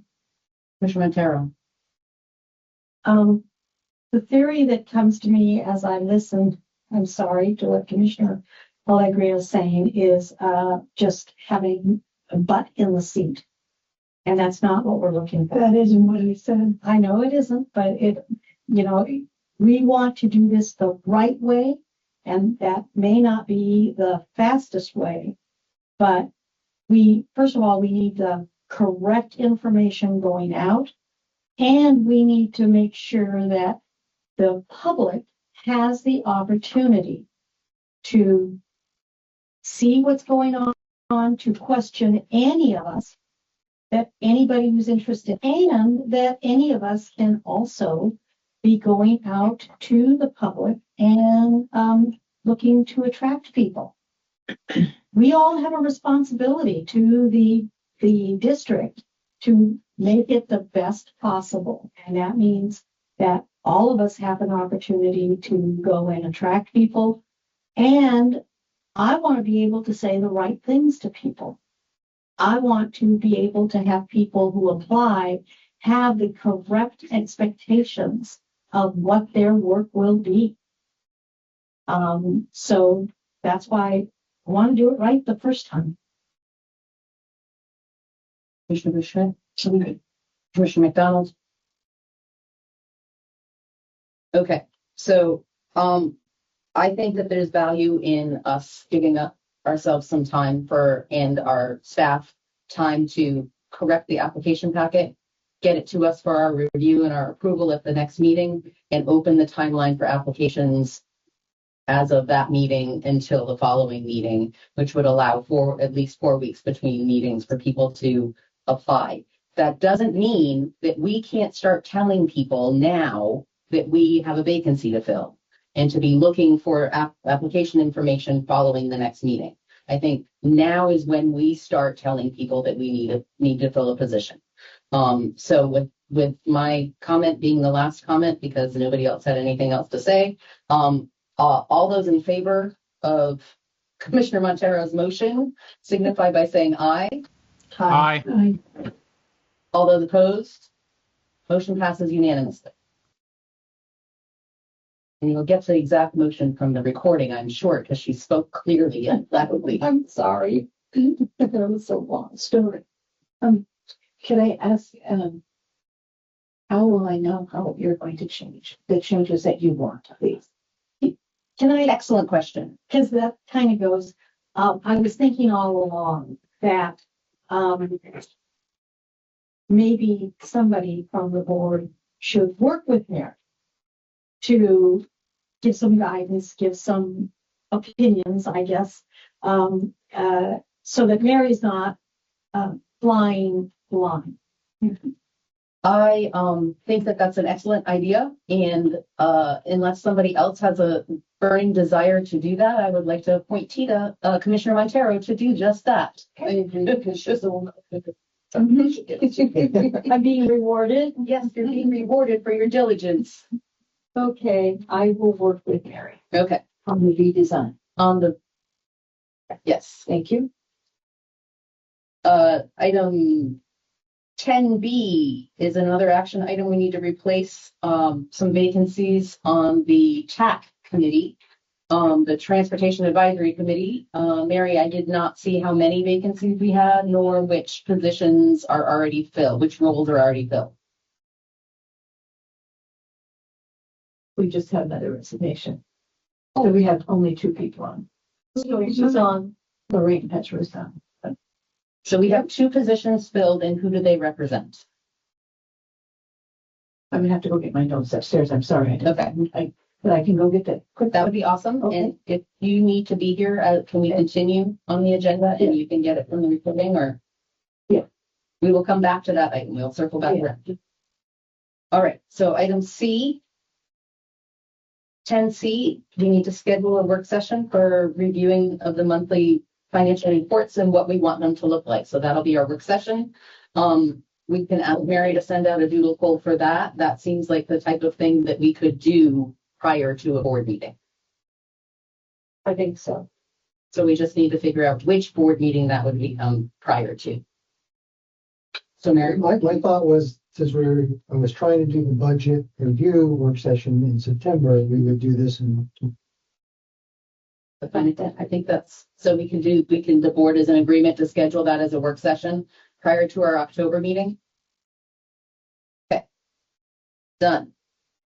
Look at that. So we'll do that at 9. 9 a.m. We'll have a work session at 9 a.m. on the board meeting date on October. Everybody clear on that?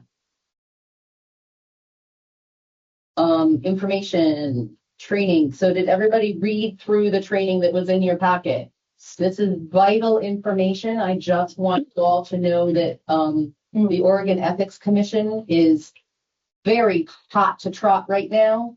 And they really, really, really are laying down the law. And having board meetings does not just include this. If you are having discussions outside of this meeting with other board members where you're sharing other board members' opinions, that is a meeting and that is not allowed.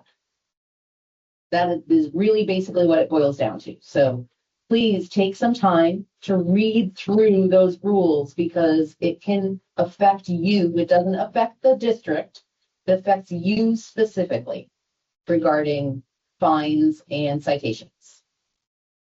So just to clarify, I could have a one-on-one with Debbie as long as if I talk later to Pam, I do not reference anything that Debbie and I talked about. I'm fine. As long as you don't say, so I talked to Debbie and she thinks. And I can't make a phone call after her and I talk to Pat. To say, hey, I talked to Tita Exactly. and she thinks. You can talk to each other. I can talk to each one of you, but I can't say, oh, and I've talked to everybody else and this is how they feel. Or I've talked to Commissioner Montero. This is how she feels. What do you think? And you cannot do a poll. Like, I'm talking to you. What do you think about this? Right. Okay, now I'm talking to you. Do you think we can get enough people? Yeah. Blah, blah. Yeah. You can't. So those are all serial meetings and they are all not allowed. Those kinds of discussions have to be held in public, in front of the public, for the public's benefit. Commissioner Alegre. And it's just not exactly can a commissioner, okay, so I attended the night, and can I, as a commissioner, say something to a politician, As your own person, but not representing transit? not unless the board has specifically told you that you can make that statement on behalf. So even if you ask for help, you still can't do it. Money. Oh, you can do it on your own behalf. I, as a resident of Astoria, believe in transit and believe that it should be funded and believe that these things. You can make those statements all day long.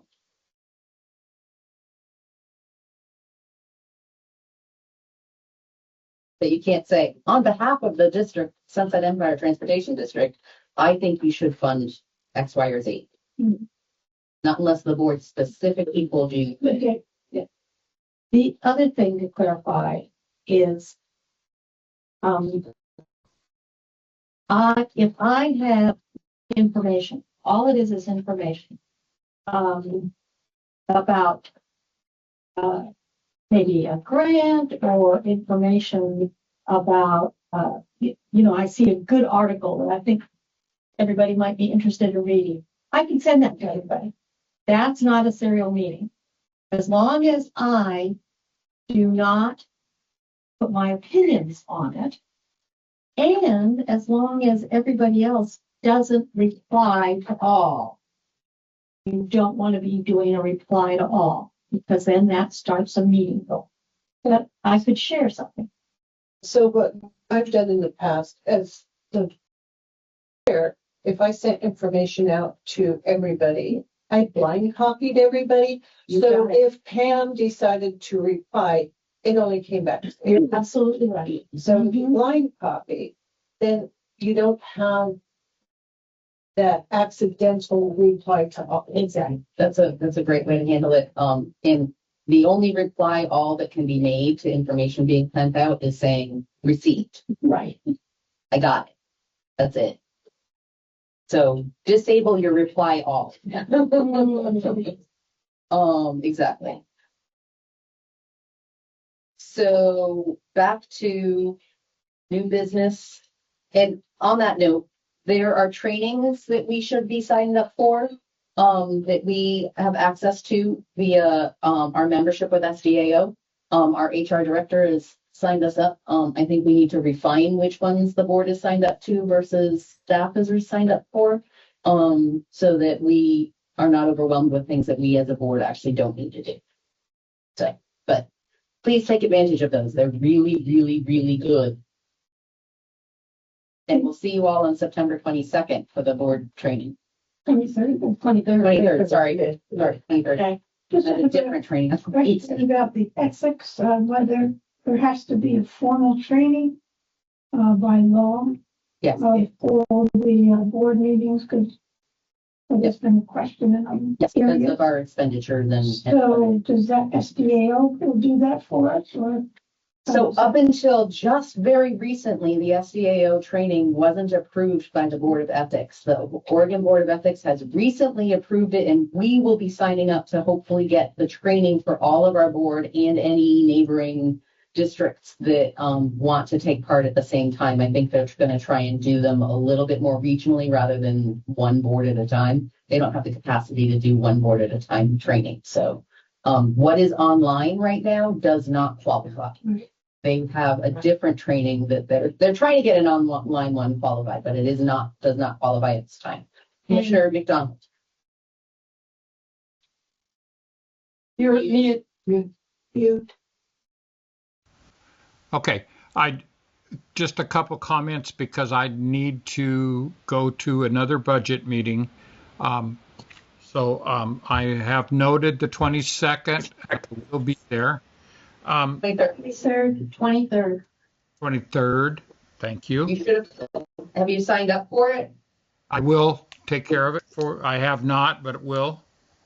And Please let Mary know. okay. And then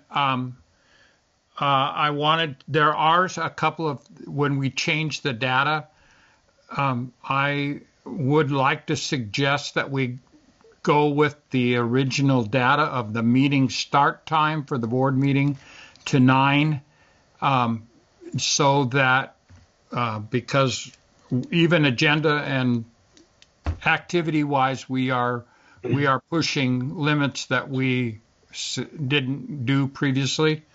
So that would move our meeting time back to 9 start.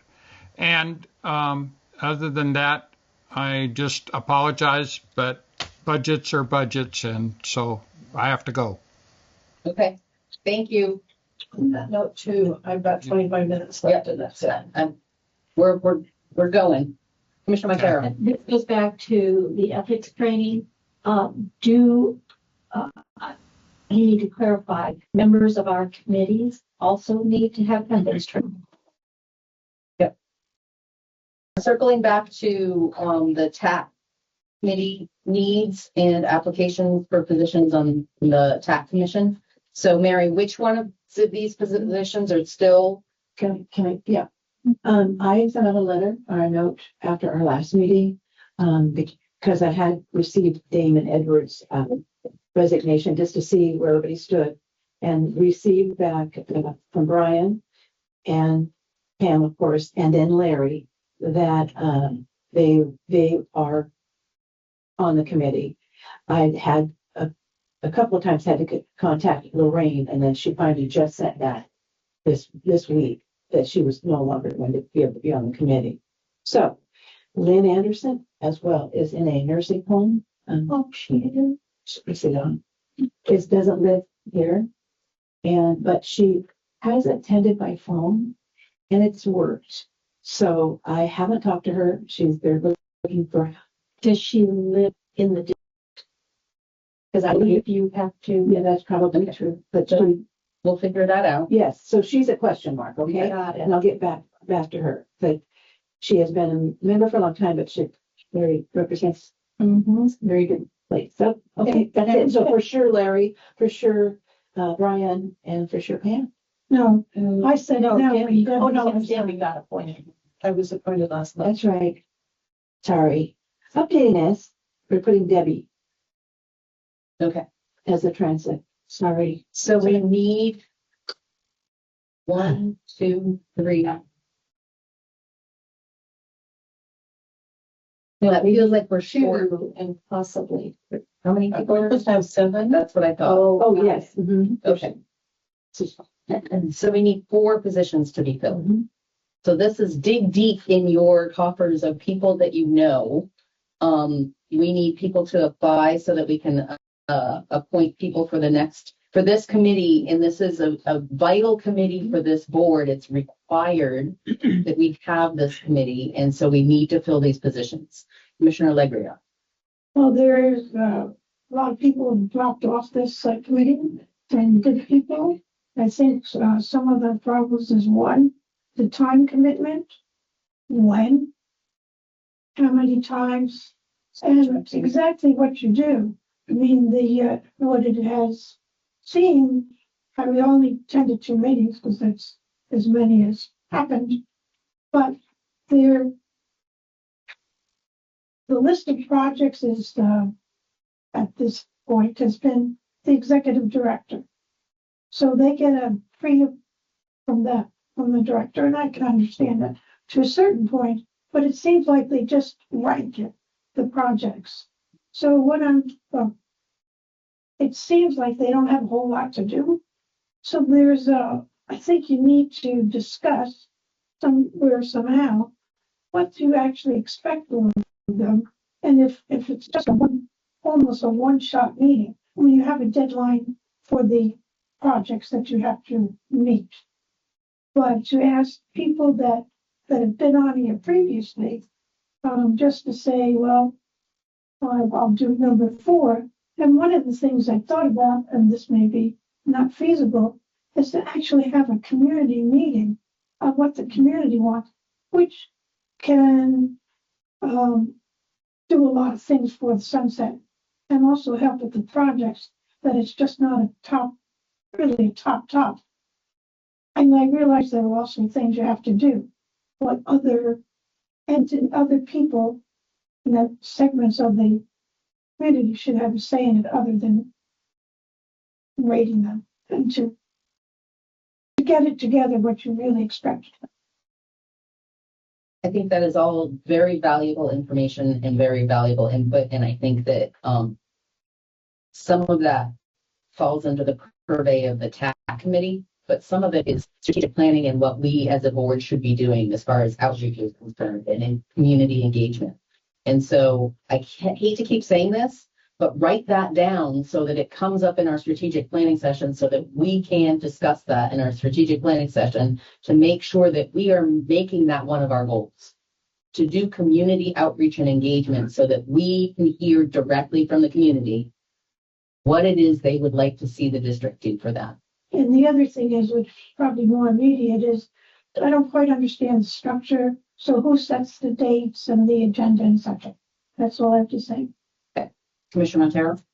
I concur with some of what Pamela, Commissioner Allegria has said. One of the things we have to realize is that when we are attracting members to this committee, they do, because of the way we are structured, they have to represent certain groups. I don't know what group, what number 7 is supposed to represent, but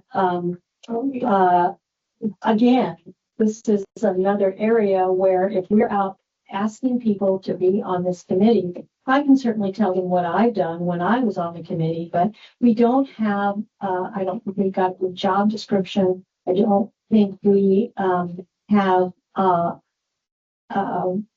anything for somebody to be able to make an informed decision, like when are the regular meetings, etc. So I would propose that, if possible, this committee meet as soon as possible and undertake the task of getting the job description so that recruitment can be initiated. So this committee as it stands can't meet because it doesn't have enough members. We We need to get members appointed to it so that Can the board please take hold of this and try to resurrect, because it has been extremely neglected. It has. It has been extremely for years, really for a couple of years. So it needs. And I believe our policy allows more than one commissioner to be on the board on this committee. I don't know. So what I was reading, I read my manuals, I thought it said. It also started a bylaws committee. Yes. So the TAC and meeting, as you know, trying to get. Yes. So that's in the middle of this as well. There was a couple meetings with the bylaw committee, and some of them were approved. So for the sake of actually making sure that something takes place here with this committee, we need to have on our next agenda a proposal for an application and application timelines for this committee that includes required positions that are filled for representation and roles, times, the amount of time commitment that this committee position will include, and how many times a year it is required to meet. Required to meet. So that packet for applications and for information for applicants would be presented to the board at the next meeting, and again with a timeline to allow applications from next meeting to October 1st. And I'd like to appoint, if the board is in favor of all of this, I would like to appoint Commissioner Booth-Schmidt to sit on to work with my mouth to work with you are as the board liaison to this committee, to work with Mary on that packet so that it can be proposed for the next meeting for approval. So it doesn't matter if I open my mouth or not. Not in this one. You were already the liaison. You're already on that committee. So shall the board be writing some of, No. She's gonna work with Mary. And it will get proposed to the board for approval at the next meeting, the whole packet to go out, and then we will open it for applications. Make it information. Go from there. There's plenty of information. Yeah, it's just gonna be. Strategic planning session. Yes, in line with our budget and our monthly financial report, workshop, we have to do a strategic planning workshop. In order to construct a strategic plan in which we will provide budget planning and other planning, it's proposed that we hold a workshop in November. To support that, I'll have staff members making presentations about their respective work groups between now and then to demonstrate what activities they're doing and give us some material with which to work with as we look at creating and crafting a strategic plan. I'm hoping that the strategic plan will be more than just a list of tasks and activities, that we can look at mission, vision, values. We can look at maybe generally or broadly what areas we want to look and focus on. We will have, coming out of the budget workshop, a number of issues that we have to tackle. And while we can construct, what we'll do is we'll extract from the budget workshop things that we need to address in the strategic planning. So it's not one thing, it's these presentations will inform it, the budget will inform it, the workshop itself will be, I haven't found a facilitator at this point. I could facilitate it. It might be helpful for us to get one. I think that I'm going to continue to look at that because I think it's important that we come out with something that's more than just a list and more than just a checklist, but something that is a little bit more robust, and that because what I'm asking our team and our staff to do is the strategic plan is going to inform the budget's going to inform their work, and it's not one thing, it's a cascade of these things so that all of our goals, board mission and goals, aligns with our enterprise mission and goals, district mission goals, and our staff, their mission and goals, all are in alignment, and the budget aligns with all of these activities. So it's a different exercise than before. I think it's a little more in-depth, and it's going to take a little bit of time, but I think that if we can accomplish that, you'll find that the planning and our activities will be more in sync, and our team will be more coordinated, and that will be able to align all those activities within the plan. Commissioner Montero. I fully endorse this. I think that we're looking at probably a full day workshop. I think that having an outside facilitator is a really good idea. I don't know whether SDAO is a resource for facilitators, but I also know that the group that has facilitated strategic planning for the city of Seaside for a number of years is an excellent group. And I'm willing to provide that information as a possibility, but I definitely think that as what I would consider our professional organization, SDAO should probably know some good people on hand as well. And I totally agree with everything that David has said, and we end up with a document that will be our plan, our work plan, our goals, our strategic, and we have that available for constituents, for the public, for the staff, for all of us. And on that note, we will, keeping in mind that this is a process and we're going to be laying some foundational work before the actual strategic planning session happens. In the next little bit, it won't be right away. We'll be getting another doodle poll going about when would be a good time to do when we can all hold that time, because it will be a full day that we need to set aside for strategic planning. It won't be in the next couple months. There's some foundational work that still needs to happen, but so we can hold that time on our calendar. That's coming up. Well, I was targeting November, but it may have to be after the holiday. It's just what constrains me is I believe contractually I'm obligated to deliver the strategic plan by March. So we have to. The board has control over that. So I'm just saying. Yep. That's the Understood. timeframe I'm currently working under. Okay. I think the timeline of November, December also works into, then we're going into the timeline of our next budget. Mhm. And as you say, it's all cascading, it's a waterfall, it all dovetails. Next item, correspondence. Well, there was a strategic plan presentation. I think, how much time do we have? We don't. Okay, so I think, Sorry. I know Jason been Diane, all ready to sorry. go. He's all queued Can up. we put you off for next meeting, please? That's okay. I'm so sorry. lunch. I'm so All right. sorry. Okay, just wanted to recognize back Yes. that he was prepared. Yes. And that he had done a lot of effort on that, and that, the correspondent. I apologize. Correspondence. We had one item of correspondence. Yes, we did. We had an item of correspondence and it's praises for our, Victor Key. Page 56. Page, 56. Thank you. From a past commissioner at that. So those are high praises when they come, especially from a past commissioner. So, He was a.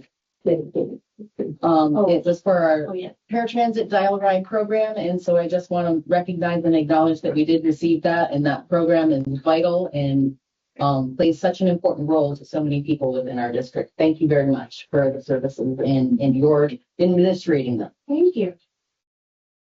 In the interest of time, because we lose our quorum and our meeting is over as soon as that happens, executive director report. Commissioner, do I have? The meeting ends at 12:30. Good boy. I'm already 21 minutes late, Okay. but I'm the boss, so. Okay, strategic, distinguished board members, good morning, or good afternoon now. This is a progress gate, second month of employment. Seems like I've been here a lot longer, to be honest with you. I haven't hit 60 days yet. Generally, I'm pleased with how things are going, but it's not been without a little bit of rockiness. I went fishing at buoy 10, caught fish, and it reminded me of how the water kind of reminded my time here so far. It's a little rocky, but paying off. There's been funding delays, uncertainty, challenges of gelling with a new team and finding the right cadence and rhythm. And we're making progress, and I'm enjoying pretty well. I want to take a moment to recognize staff. I am blessed and supported by capable and committed personnel from the front line to the leadership. Kelly Smith is doing a great job with the finances.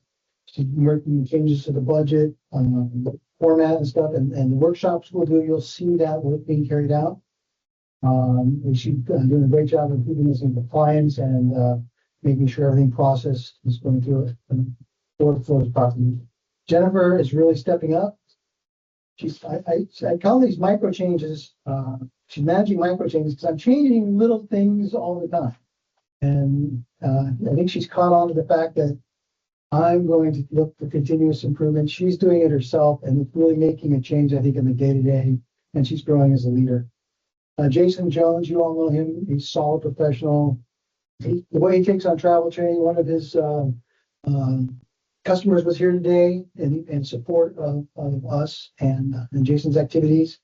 And he approaches his training and his mission with gusto.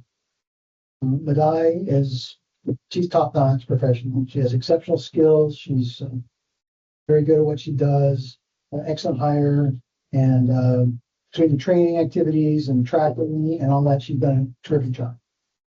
We have a potential here for a really great team. I think that I mentioned earlier about the geographical separation and some other things, but I think we can pull together with the right strategic planning, with the right workforce development. And I think that we're going to, we have the makings of a terrific team here. We have developmental needs. They need more exposure. They need guidance. Professional development is essential. I've been doing this for 30 years. I've gone to conferences. I've gone to training. I worked in higher ed. I worked at the University of Washington. I worked at Duke University. I've had a plethora of training activities. I think we need to re-emphasize staff training and bring that professional training to them and allow them to develop into the excellent leadership that we expect here. I have operational stability. The challenges have been manageable, but there's a lot of things that I didn't see coming. And honestly, I don't think y'all saw it coming either. So I am trying to be nimble. I'm trying to be cognizant of all of it, but it has been challenging. Good news is the RLS report was completed. Everyone had their part done. It's been accepted by ODOT, and we checked all the boxes, and we were able to complete that. One of the things I point out of there, the ADA approval process was behind, and they wanted us to get that under 21 days, and we have done that well under 21 days now. So that is one of the accomplishments I'm really proud of, and I think they did a really good job. I did submit a grant, my first grant for cybersecurity. We had a recent event, and I think cybersecurity, I'll mention it later about cybersecurity, really important. We really need to emphasize this, and I did apply for a grant, small one, but it's a step in the right direction. And then budget review with ODOT. We met with ODOT yesterday. We looked at our budget, and there was a condition. Well, first I want to mention that Arla Miller has been excellent, informative, and a very, very supportive partner for us. I think ODOT is doing everything they can to support us. Maybe they're a little overzealous too, but they are doing everything they can to help me be successful here. We identified fundamental deficiencies in the district budget. The structure, not the way it's constructed and the way we present it is a good budget. But there are things that are missing, and there are things that we need to do that, if we align them with our strategic plan, gives us a more robust platform from which to work from. The thing we have now has been a historical budget and the way we've been doing business. In order to transition to do a new model of business, we need to transform it from the strategic plan to the budget to the workforce. And that's what we did. We looked at this with ODOT. They advised us on what gaps we might have. There's funds that were available, things that we can do differently that will make us a better organization, allow us to perform better. So we've discovered some opportunities for operational and fiscal improvements, which we'll begin to implement. We will be challenged to do that because this budget is a biennial budget and it's been approved. Making changes to that and the STIF and some other things aren't going to be easy to do. So we're going to have to do some workarounds and have to kind of manipulate some things a little bit to get us through. And then the next biennial budget, we'll be able to align everything. Take the strategic plan, the STIF plan, the budget. All of our goals will be able to align, and we'll be able to get those numbers in accord. As we do the budget workshop and as we explain other things, you'll see what I'm talking about. But just understand that we've made a preliminary look at it. We've identified those opportunities, and we're going to be able to take advantage of that. And a corrective action plan is going to be developed so that we can line up all of everything lines up. And there's just some stuff that's just either omitted or not in alignment. And we can do this a little bit better, and it's going to be, I think, significantly better. Cybersecurity, I mentioned that earlier. We went to the Southwest Washington Transit Forum. I wanted everyone on my team to report about their impression of it. It went really well. We met everyone on the other side of the river. I did some outreach on KST, OPB, KRKZ, met the city manager, the Rotary, the Chamber, other stakeholders. I went to Northwest ACT. I had a really good conversation with Senator Weber. And then I went to the town hall and met Representative Tabati. And both those conversations were good. I think that getting to know them personally is helpful. there's some other things here we talked about, and I think my focus is to bring the team and staff development. That's my top priority. I think some restructuring and addressing the gaps and functions in our budget is important. I appreciate your patience and kindness. It's been a lot and in a very short period of time. And really appreciate your guidance and support. And we have a really good thing here. We just have to be better. And we can make it the best it can be. Thank you. Okay, so we don't have time for questions, but we And to recognize employer. yeah, we need to recognize a couple people within the last couple seconds of the meeting. And the next board meeting, there will be times on the agenda so that we stay within a time limit. Sounds good. And I would like to apologize. I just had an employee call in sick today and my other two employees are out of town, so I had to Okay. Can I go help too? Or? We need to recognize the, Come on, right we over. have a couple recognitions Okay, yes. right now. Each. Yeah. Sorry. So Sam is, you want to stand up, Sam, is the employee of the quarter. She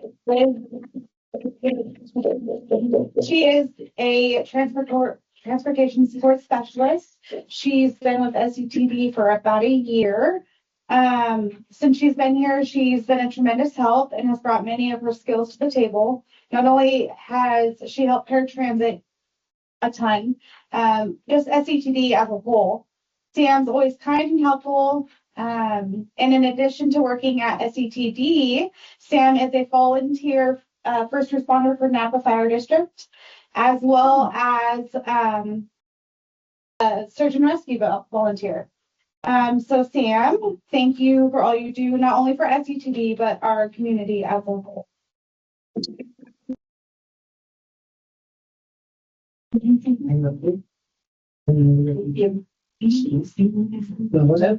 right, meeting adjourned. Just forget if you're walking out and adjourning.